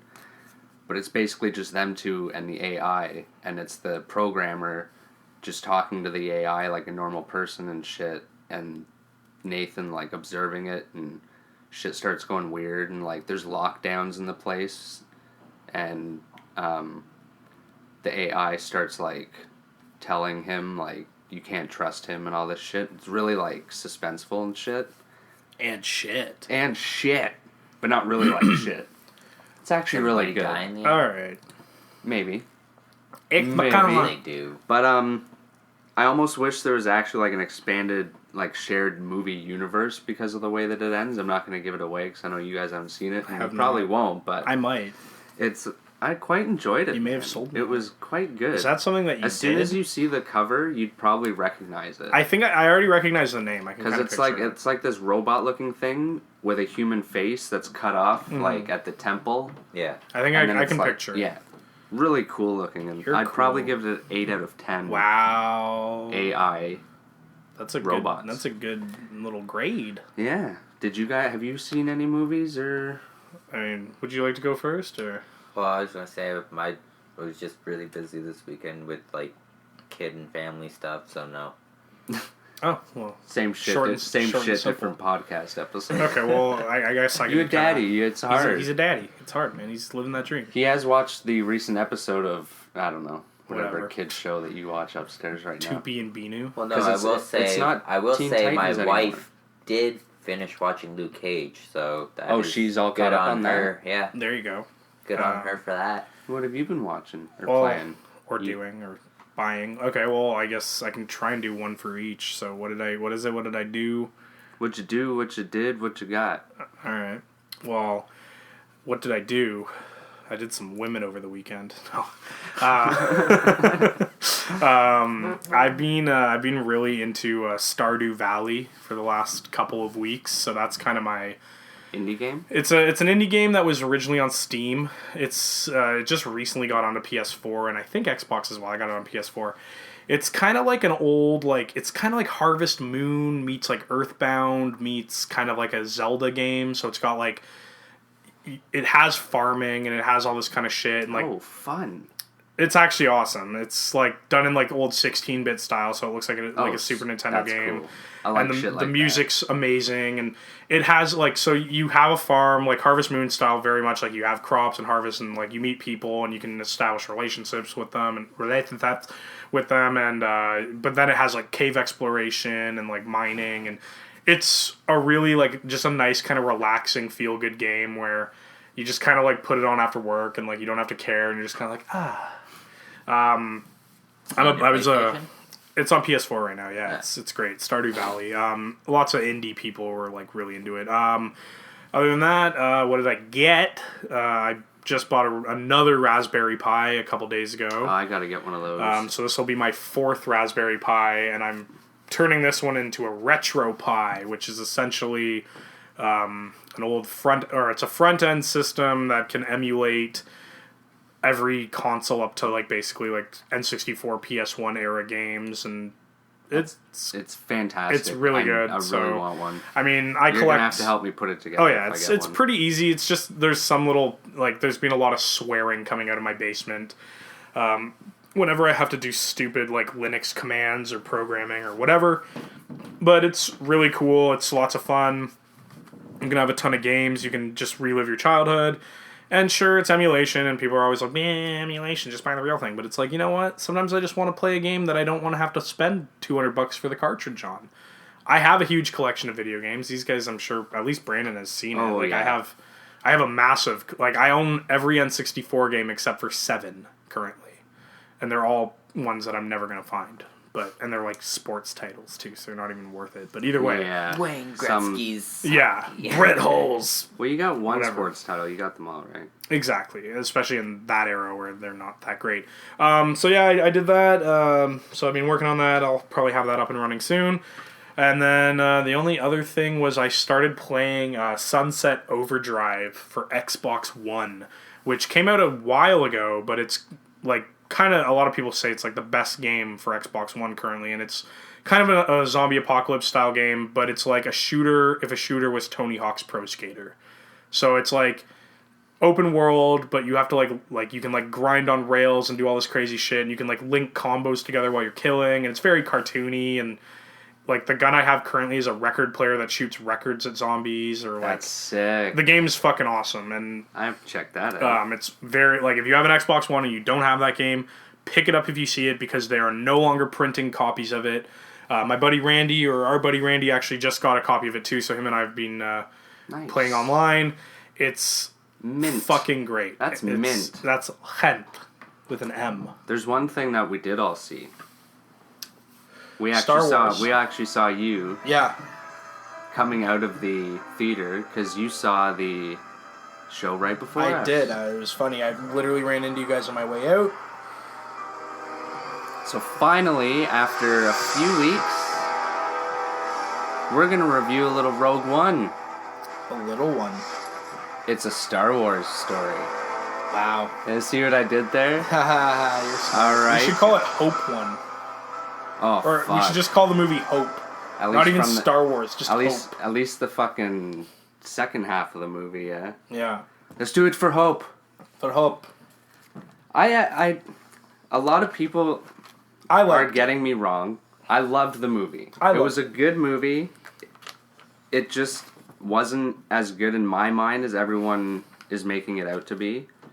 One, it might be because I'm not a big war movie fan, and that's pretty much the template of this Star Wars movie. It's a war movie. Everything builds up through the whole thing to this one massive battle at the end. Yeah. What did you think overall? You said you liked it. I liked it. I thought it was, if I didn't grow up in the 70s, but I watched it with my dad who did grow up in the 70s, and I think a lot of that movie, they were trying to really tickle those fans' peepees. That's one thing I liked. The parts with the X-Wings and They were Like they the were Rogue Squadron they were or the very much Red Squadron and shit. They were very. I think that movie was very much for the old fans of the franchise that are still interested in what's going on with it. Because as I say, my dad loved it. My dad raved about it. He literally is still talking about it. We saw that on New Year's weekend or excuse whatever. too, because it leads up right into Star Wars: A New Hope. So It does. They kind of have to make it look that way in a sense as well. Yeah. Like, I think they threw in a lot of unnecessary cameos and throwbacks, and as we were just saying, like, hope. Like, they talk about hope so much, and it's like, we get it. I almost feel like the Disney reshoots, someone at Disney was like, it's a new hope after this. We should put a bunch of lines in where they mutter the word hope. And they just overdid the crap out of it to the point where the last fucking line in the movie is, good, this will bring hope to, or whatever Leia says, like, oh, yay, Hope, though. thank you for hope, or whatever. What did you think, Kyle? Overall, I liked it.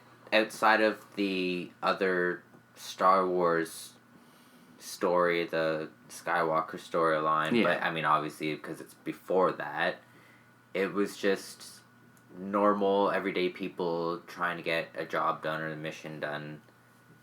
I thought the concept of the story was cool, because that was always one thing, like, one of the big questions that you always wonder watching A New Hope is, like, where the hell did they get these plans? Yeah. Oh, these people died for them is pretty much all they kind of hint at. Yeah, And they say it right in the opening crawl. Like, yeah, it's very just like, this is what happened. Here's why there's a huge, gigantic hole in the Death Star that is easily, like, is going to detonate the entire thing and blow it up. Well, that is very Star Wars. It just kind of starts in a different time. Exactly. Just out of the blue. Exactly. Yeah, I thought the story was really good. A lot of people thought the first and second act were a little slow. I actually thought the first act was good. I thought it was a good introduction. I thought so, too. I thought the second act was slow because I was dozing off a little bit. I'm not going to lie. I felt like there was too much hand-holding throughout the movie. That was probably my biggest problem with it, is just the whole time I'm, like, there were so many times where in my head I was like, I get it. Yeah. I understand what is happening. You don't need to, like, take me and walk me through this. Like, maybe for someone that's never seen a Star Wars movie, but it's just like what we were talking about before.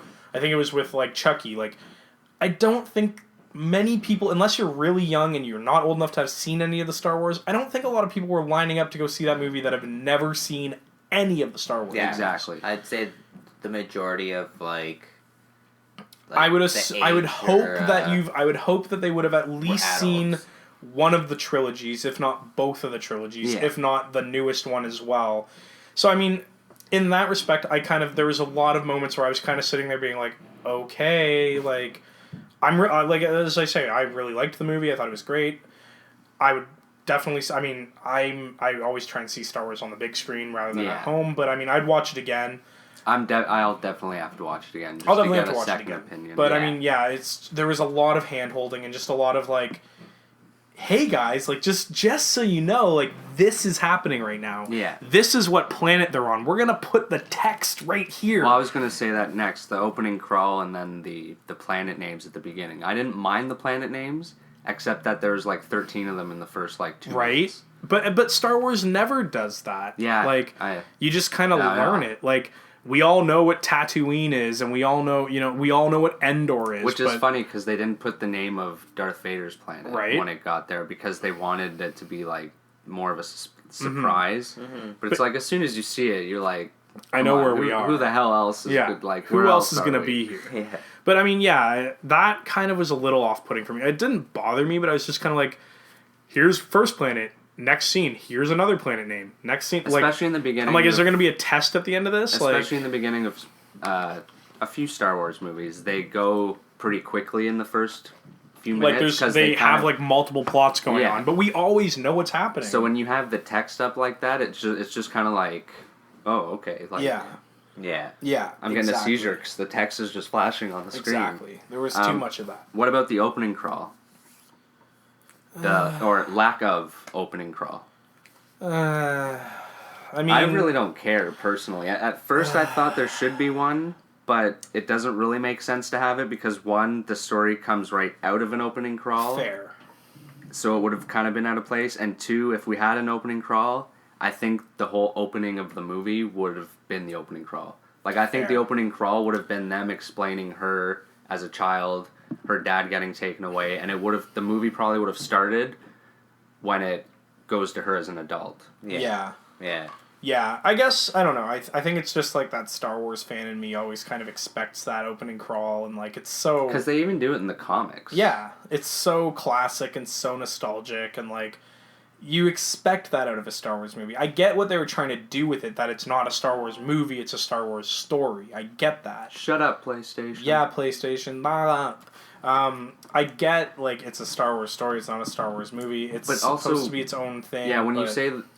Like, because it's not connected to the Skywalker thing. In my mind, the opening crawl was always just kind of like an introduction to this story. Sure. Anyway. Sure, but I mean... But either way, yeah. For me, it's just, as I say, it's not the end of the world. I like the movie regardless. I'm not going to take a grade away from the movie for not having it. I just think that Star Wars... Damn you. Yeah, damn yous! I just think that Star Wars fan in me was kind of like, oh, that's... I wanted something to read. I wanted to see it, but...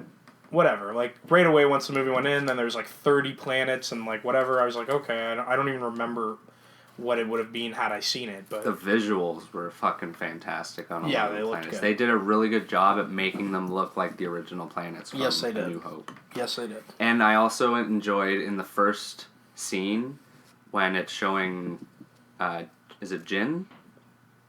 Jin, or whatever her name, Jin? Zan? Jin? I think Jin? it's Jin, yeah.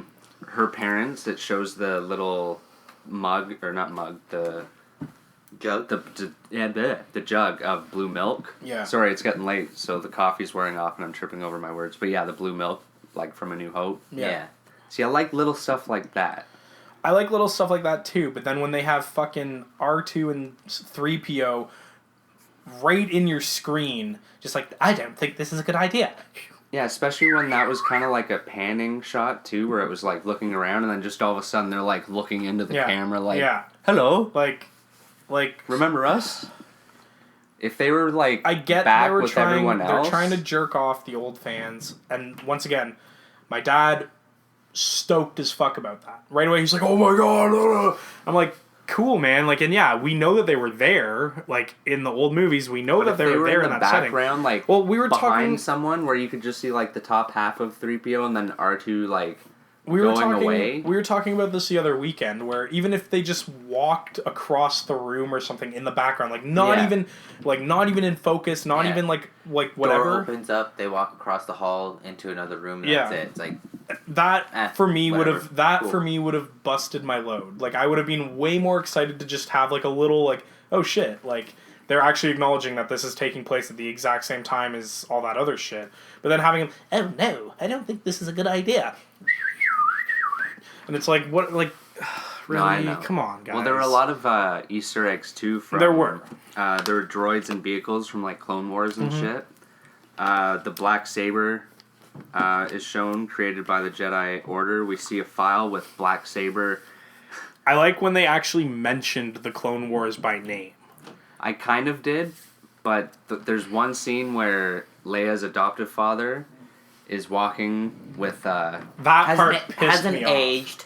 Yeah, of course. Hasn't aged. Yeah, he's very good at that. That's one thing that bugged me. But it's as though they wanted to. They were like, some people might not recognize this guy, so he goes up to, I forget her name, it's brain farting, but she's like, oh, maybe you should call on your Jedi friend. Yeah. And he's like, oh, he's in hiding. I haven't seen him since the Clone Wars. And she's like, well, we're in deep doo-doo. And he's like, well, I'll try my best. It's like, you just said he's in hiding. How are you going to go find him? Like, I liked that they mentioned the Clone Wars, but the way that they, like, them actually just calling it by name the Clone Wars was cool for me. But yeah, that whole, like, oh yeah, maybe I'll just, like, give him a call. Maybe I'll just Facebook him real quick and see, Unless like... his race, whatever, from Alderaan, doesn't age, like, for whatever reason, like, Obi-Wan, but he should be the same age as Obi-Wan in A New Hope, no? Like... that's true. Yeah, he should be an old man. But either way, like, that, just that they acknowledged it was cool, but it was very just like, yeah, like, yo, let me give my boy a shout, man. My boy Obi. So... Yo, Juan, Yo, Juan, we need you to come out of hiding. we need you to train this boy. What did you think of the android? Yeah, it was I thought it cool, was kinda funny. useful. I thought he was good. I think he could have been in it a little less. Yeah. But I thought he was really well done. I liked him. I liked his sarcasm. I liked I liked that they stuck with that. And they didn't make it, like, it wasn't just, like, some shitty Jar Jar Binks, like, whatever. It was, like, enjoyable, not just for children. Like, it was, like, I know he was kind of created for the purpose of, like, for, like, that comedic relief for kind of the kids or whatever. And there's always kind of that goofy character in any of the Star Wars movies. But oh, for sure. I thought he was good, but they actually still kind of made him badass. Like... Well, luckily he was no Jar Jar Binks, thankfully. When he was, like, hacking through and, like, killing all these people and stuff, I was like, whoa, like, this guy... K2SO. Yeah, K2SO. Well, even when he goes down at the end, when he's, like, continuously getting shot... That's what I mean. He is, like, the most badass, like, ending. That's what I mean, though. Like, he was goofy, but they still made him, like, a badass. Like, when he's fending off against all the stormtroopers and just, like, whatever, like, he was cool. And, like, it's a shame that he's a one-off character for one movie, but... Yeah. I enjoyed him either way. Like, he was a good character. I think my favorite was, I can't remember his name, but the blind ninja. Donnie Yen, I was just going to say, he was one of my favorites, too. Because I like how they bring up the order that he's part of, like the Jedi Order. Yeah. 'Cause when... Protect the crystals. Yeah, when Star Wars was first perceived by George Lucas, it was actually supposed to be these Jedi monks, pretty much. Yeah. I think they're called the Wills or something. I can't Something remember. like that, yeah. But it was supposed to be them telling the story, and that's why at the beginning it says, in a galaxy far, far away. Yeah.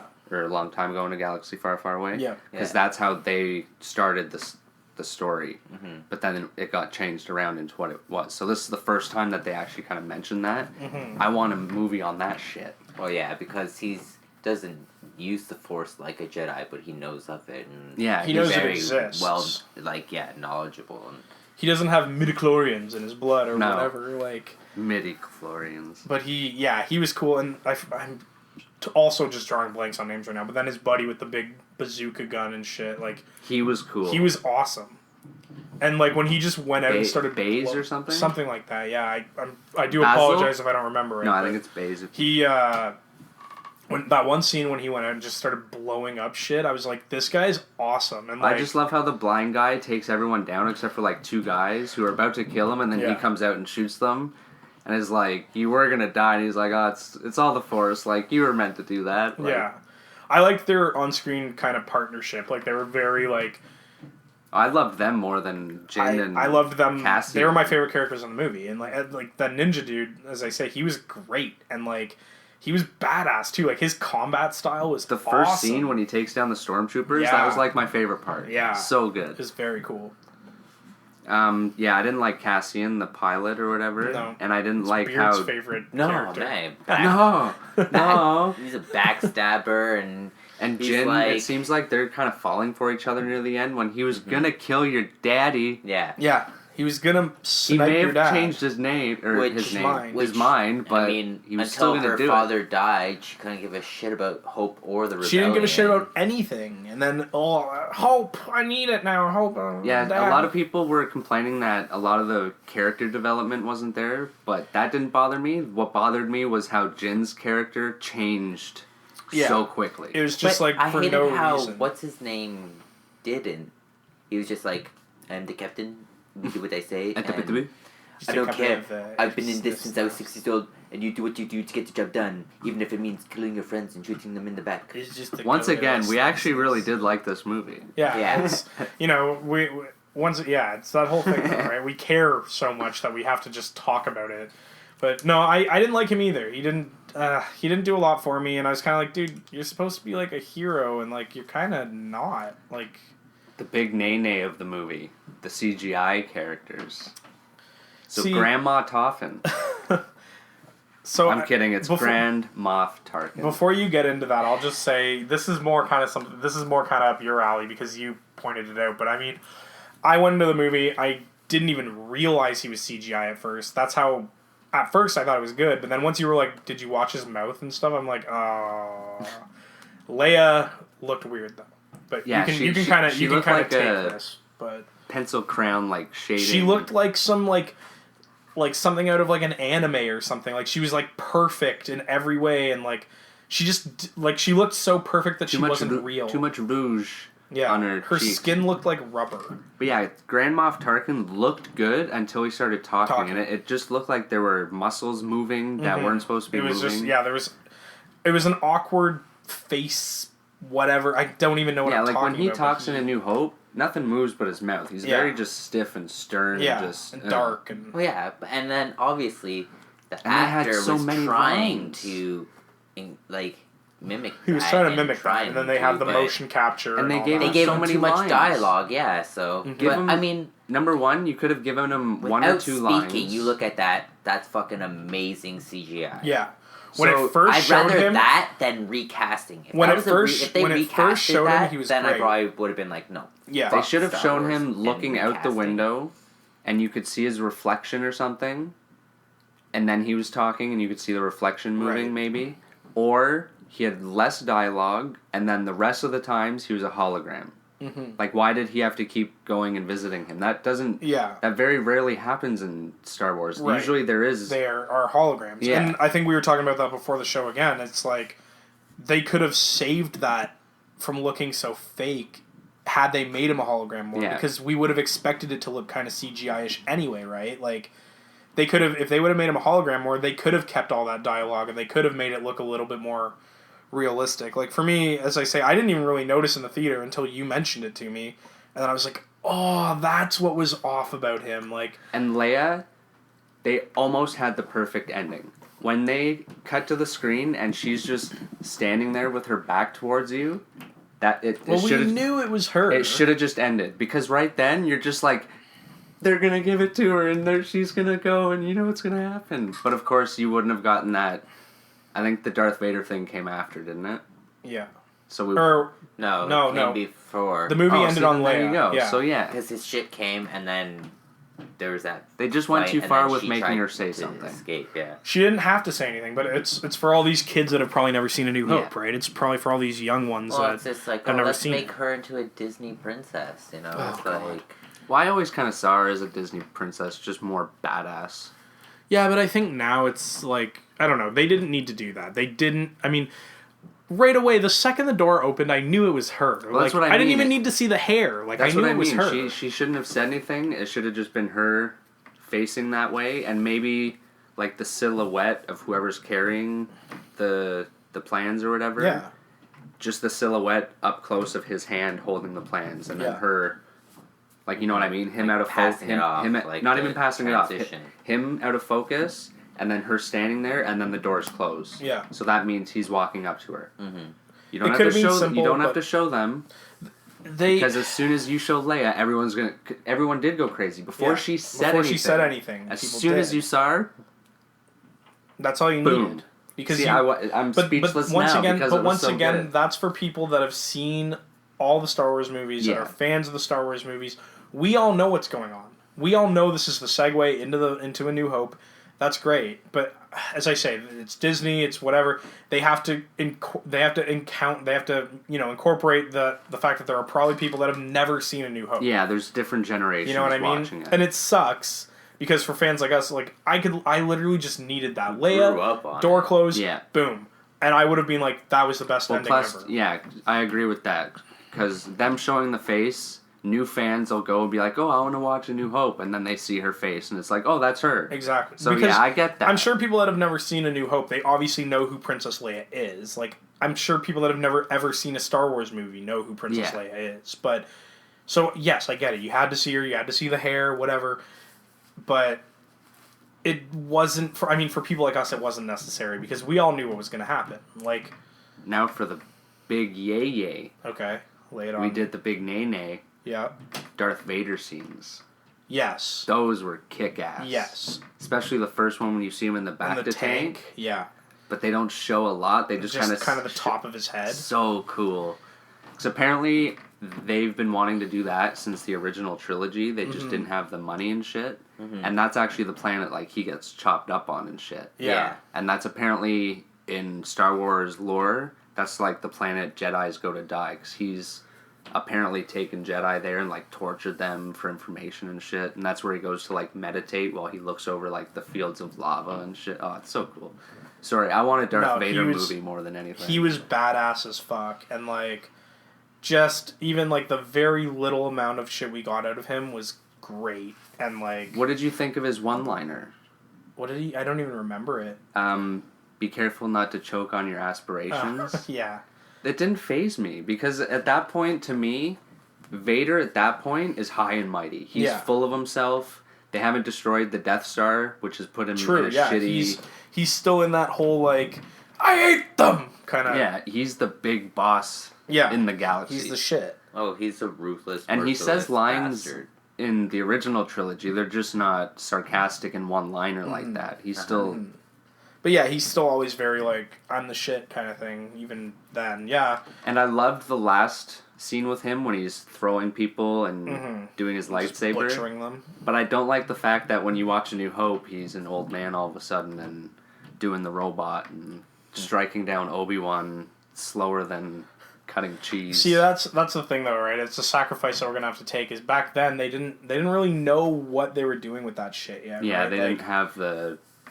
Not acrobatics, but well, like they had, you could have trained sword fighting and learn lightsaber fighting from that. I just think they didn't really have orchestrated crazy lightsaber battles to compare it to yet. Now. Yeah. Well, plus it was probably harder to make the lightsaber glow going Well, I'm sorry, fast. but Episode 3 set the bar pretty fucking high. Well, even Phantom Menace, just when Obi-Wan goes against Darth Maul, and he's like raging because Qui-Gon's dead. Yeah, fantastic. That's still one of my favorite even ones. for me, just watching Yoda use a lightsaber, and is it the second or the third one? That's the second one. third That one. one. Or it's the third one. I just laugh at that. But he's doing crazy front flips and shit. But it's cool, and like, I mean. But apparently, you know that shit's only gonna get better because they have more shit to compare it to in the past. So I mean, it's hard to. Well, that's why I think a Yoda movie would be cool because in his youth, apparently, like when he first became a Jedi, he could like teleport. Well, he's badass as fuck too. I still want to see a Darth Vader movie also because we've seen him as a child and as an emo teenager. And then we've seen him right before like his end, but we don't see that in between where he's where he is Darth Vader. Well, where they're basically gearing him up to be the Emperor eventually, or to be that big, right? Like they are. Yeah, we've never gotten to see that pure like here's the most badass motherfucker in the galaxy. We've only ever seen him like as you said, child. And like little Annie, sure, cool. Emo kid, and I'm not a huge. I hate them. I'm not a huge Hayden Christensen fan either. No. So I mean, whatever. I'm sorry, but any those two actors portraying young Anakin. Yeah, what are you gonna do? Yeah, but Star Wars is just criminally bad for a lot of their casting. They've always been since day one. I mean, even fucking Mark Hamill. I'm sorry, and every Star Wars fan can hate me. Mark Hamill is a fucking terrible actor. He's a great voice actor. He is fucking horrible. If you go back and actually watch the trilogy and watch Mark Hamill, and just watch Mark Hamill. We're not watching Luke Skywalker. We're not watching Star Wars. We're just watching Mark Hamill's actual acting ability. And I'm not an expert. He's fucking horrible. He's a terrible actor. Everyone's entitled to their own opinion. Right? Once again, one of the best voice actors, his Joker, phenomenal. Now, even in the last Star Wars movie, with the beard and all and the fucking weird looking eye and shit, he didn't need to say a word, and I was stoked as shit. And maybe he's learned how to act in the last 40 years. I don't know. I mean, he's great in Jay and Silent Bob Strike Back. Oh, he's fantastic in that. But he's a fucking terrible actor. But Rogue One, he is not in. No, he's not. I'm more just we've segued way too over there. Everyone dies in Rogue One. They do, and I guess it didn't surprise me, but it kind of sucked because I was like, oh, I kind of started to like these guys. They could have left like one person. Like they don't have to show up later on in those movies. Yeah, canonically they could just be alive somewhere out there, but like when the blind guy dies, his sidekick could have fucked off and But I mean. Then again, the whole fucking planet basically got destroyed. So how is it wouldn't have mattered. Anyone on foot on that planet was done. Sorry, one of my favorite parts of the whole movie was when you saw the fucking Death Star over the horizon. Yeah, that was fucking phenomenal on the IMAX screen. Yeah. Yeah, I guess that's a side note. We all three of us saw it in IMAX, so I guess we got a bit of a visual treat that It not was. everyone Those got. beach That's scenes, true, yeah. fantastic. Yeah. Yeah, overall, it was a great movie. Yeah. It just overrated. If you had to give it a grade, what would you give it? 6.5 out of 10. All right, I'll be a little more Maybe 7. generous. I'll give it a I'd give it a 7. 7 or a 7.5. I mean, it was a good movie. End of the day, it could have been another movie. Yeah. Like it could have been called like Space Fight, and it would have been just as good. Well, that's why it's a Star Wars Story, yes. Yeah, but I'm, again, I'm more looking forward Star to Wars. The whole thing, too, is that it's wars. The whole Yeah. thing is a fucking giant war. Yeah. I just wanted more battles and more fighting, more beach scene, more spaceships, and I you know, think, yeah, it was we when wanted- Vader showed up at the end when they're like, "All right, we got it, retreat," and he's just like, "Boom! Where are you going? Where are you going? Where are you going? Where do you think you're retreating to?" Like, Oh, it's just getting good. Yeah. But yeah, I'm Oh, definitely you going to see it remember, again. More good stuff, less trying to throw nostalgia at us. Yeah. But, yeah, good Wait. movie. Good movie. Also, Go see it if you Lucasfilm have. released a statement recently claiming they don't plan on doing a CGI Leia in future Star Wars films. Good. So I am Probably happy. because the outcry from the fans wasn't what they were expecting. Damn right.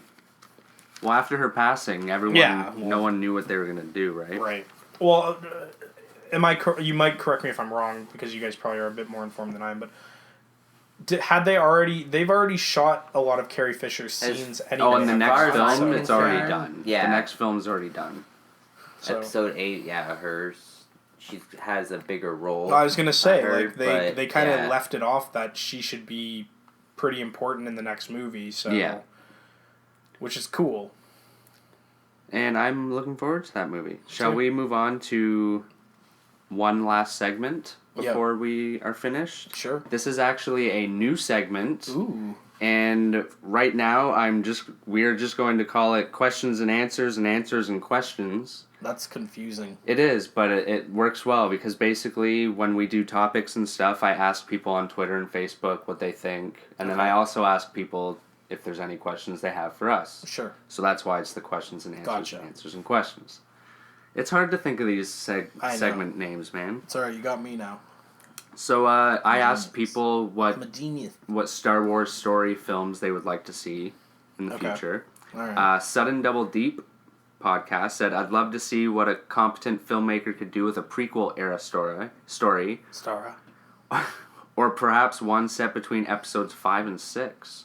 That'd be interesting. That would be quite interesting. G-Man at Jerry K underscore Canada says, I gotta tell you, now that I have a fever, and to cure that fever, I need more Vader. I think we all just kind of gushed on that a little bit. So A little we're all- bit. We're all in the same. I love me boat. some more Vader. Yeah, me too. Popcast says Shadows of the Empire or a Netflix miniseries set during the Old Republic. That would be cool. Yeah, that would be.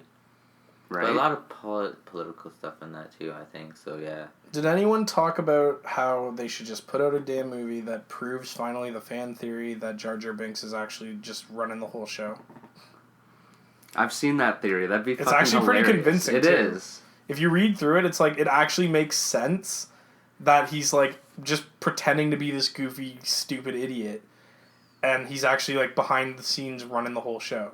So I think that'd be fucking awesome. That'd be Some hilarious. sort of twist like that. yeah, Epic Film Guys says, I want films set during the Old Republic days, like Knights of the Old Republic. That would be fun. And that would be cool to see, use that as a way to see Yoda back then. yeah.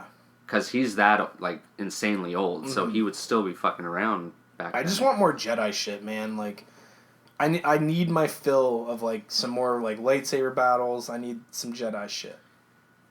I know that a lot of people were like, "Oh, I was happy with Rogue One because there weren't any lightsabers and all that." It's like it's a Star Wars film. What Yeah. the fuck do you watch a Star Wars film for if not for the lightsaber battles? Well, I guess there's a lot to offer, right? And it made sense that it I'm didn't. sorry, but yeah, Force Awakens did not even have enough lightsaber battle on it. No. But I think it made sense that it didn't as well because it was building up to the fact that there's going to be. Well, Yeah, so it like, was and then just an next movie- awakening. The next next movie, there's probably going to be some pretty nasty battles. No, I can't wait. Oh yeah. Mr. Little Marvel says, I'd like Tales of the Jedi HBO style. That'd be That would be cool. Let's That could see. be dark. It could be dark. Now we've got some questions for us. Ooh. Yeah. Are you ready? 8 inches. 8 inches of what? Well, I thought that was the first question. Oh. That's a question? I don't know. 8 inches? No, that was my answer. All my lady fans are wondering what I'm packing in the downstairs region. Oh. Around. Alright, so skip to the end. Says top 3 worst movies ever made. Oh. Avatar. Yeah. You think Avatar is one of the worst? I don't even like it, but I wouldn't put it in the worst ever made. Ginger Dead Man. And Batman and Robin. Really? Yeah. Aw, man. Mine would have to probably be like The Room. I mean, I know it's intentionally made to be bad, but it's fucking bad. You know you're bad when you're intentionally supposed to be bad, and you're still bad. So yeah, mine would be like The Room. Any Home Alone after 2. Yes. Like it could be any of the like 13 that there are now or whatever. And it's tough for a last one because there's so many, but it would be like what's it called? It's like Cat on a Skateboard or something like this. I don't know if you guys have ever seen it. No. While Beard's kind of doing his, I'll double check that title, but it's Alright, Beard's not doing one because it's going to take him too long. Yeah. Alright, this next question's a good one for Kyle. Worst game system ever. That one's hard for me. I don't think I can... Worst game system? I'll be more than happy to get in there. Worst game system would probably be the first Xbox. Alright. I don't agree with you. Well, he's entitled to his own opinion. I know. That movie I was talking about, it's The Skateboard Kid. Sorry, I was thinking of 2 different movies. Look it up. Look up The Skateboard Kid. Watch JonTron review it on YouTube. You will see why it's a horrible movie. Worst console for me would have to be either the Commodore 64. That was a pretty bad console. Or, I can't remember the full name of it, but it's something like the Magnum Odyssey or something like this. I'm going to go with the Commodore 64. The Magnum Odyssey, as I say, I know it's called the Odyssey. I can't remember the maker. I think it's Magnum. It was essentially like one of the first consoles ever, and what it was were 2 lights on a screen that were controlled by dials, and then you'd put little overlays over your TV that could be games. So you'd like stick something to your TV screen, and then you'd have to, it'd be like a maze, and you have to like move the light through the maze. God. It's bad. That's hilarious. Thank you, Dylan from the DC Bros Pod, for that question. A Beardo Talks Film says, who would you choose to play the next James Bond? James Franco. I have no idea. Next James I could Bond. maybe picture him, though. He's not British. That's true. We need a real Brit. Let's bring Sean Connery back. Give me some more Pierce Brosnan. That's actually a really hard question. Like, who's a young British actor that could... What the hell is his name? The kid in the Kingsman or whatever. He could do it. Oh, yeah. I could see that. Maybe James Bond Jr., but I would just go with the guy from... what's his name? Magneto. Oh, Michael Fassbender? Yeah. Yeah, I could see that, actually. Sweet last name. That's a good choice. I choose him. Alright, yeah, I'll go with that, too. Show Enough John. I hope I said that correctly. Just how much are you anticipating new Double Dragon? There's a new Double Dragon game coming. Yeah, I know. It's gonna be shit. You think so? I mean, okay. Here's my thing. They keep trying to reboot these fighters and these old games from the arcade era, but then they do it with all these crazy 3D graphics. Just do it in the same fucking old arcade graphics, just nicer looking. And I would be so much more excited about it. Marvel vs. Capcom, they rebooted that. I hated it because it was 3D and it looked shitty. Give me the sweet 32-bit arcade Neo Geo fighter. I will be happy. completely agree with that. I will be happy. The combat will be great, but I just can't What, you didn't like Marvel vs. Capcom 3? Hated it. Hated it. Okay, I've got one. This is from Dylan Miles. Hi, Dylan. How do you think Alien Covenant is going to tie into Prometheus and bring the Alien universe together?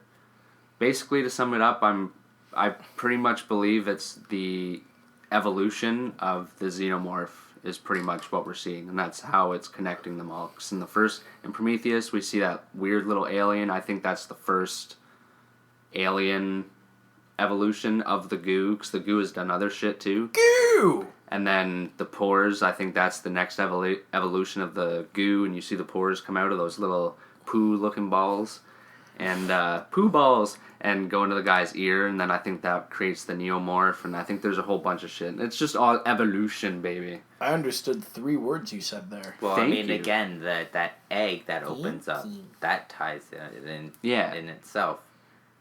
Because without that, even without the spore, you know that there's still the xenomorph, just with that. I'm sure it'll. The egg spores. itself. I'm sure spores. they'll do something and just have it fucking all make sense at the end. So Yeah. I'm not going to speculate too much. I'm also not as big of a And aliens guy as you it are. ties So. in with Prometheus, You guys because it's the are. same android. Well, one of them, the one that you see with the full body, isn't the same one, because Well- he's just like a torso or something on that planet. He's the only inhabitant of the planet that they find. Yeah. The other one you see isn't named David; it's named something else. He's like the David. newer model, the upgrade. David, why you don't score no goals? Yeah, man, that's what I'm Exactly. talking about. But I'm pretty sure that was a pretty good first questions and answers There you and go. questions. Should we ask the listeners a question? Should we? What do you want to ask them to? Favorite Miramax film? Go. Favorite Miramax film. If you would like a shout out on the next episode, tell us your favorite Miramax show. And if you say the piano, don't write back. If you want to get in touch with us and let us know, you can find us on Facebook, Twitter, or you can even email us at basementcondition@gmail.com. And now. And if you want to look for another place to listen to our fancy little nerdy little podcast, where else can they listen to us, Kyle? SoundCloud, Stitcher, iTunes, and Google Play. That's right, just type in Basement Condition and you are good to go. They're golden. Sweet. They're golden. You're fucking Naga. right. It's gold, Jerry. It's gold. Gold, Jerry. Gold! But I think that just about does it for us. That was a nice little welcome episode to Kyle Charron, Thanks our for newest having me. family member. Yes. He will be our pretty much I'll be video back. game expert. Yeah, I'll be Because he back. knows a lot more about the technical side of video games and a lot of indie shit. I've and also made a couple games, so there you go. I'll be back. Fancy shit. So we hope you enjoyed the show. If you enjoyed it, please leave a quick review on iTunes. It's not like we're asking for your firstborn baby or even a piece of your Kit Kat bar. We just want a quick review. That's it. Anyway, we're going to wrap it up like a nice little package, make like a tree and get the hell out of here. So hope you have a good one, and as always, stay mint.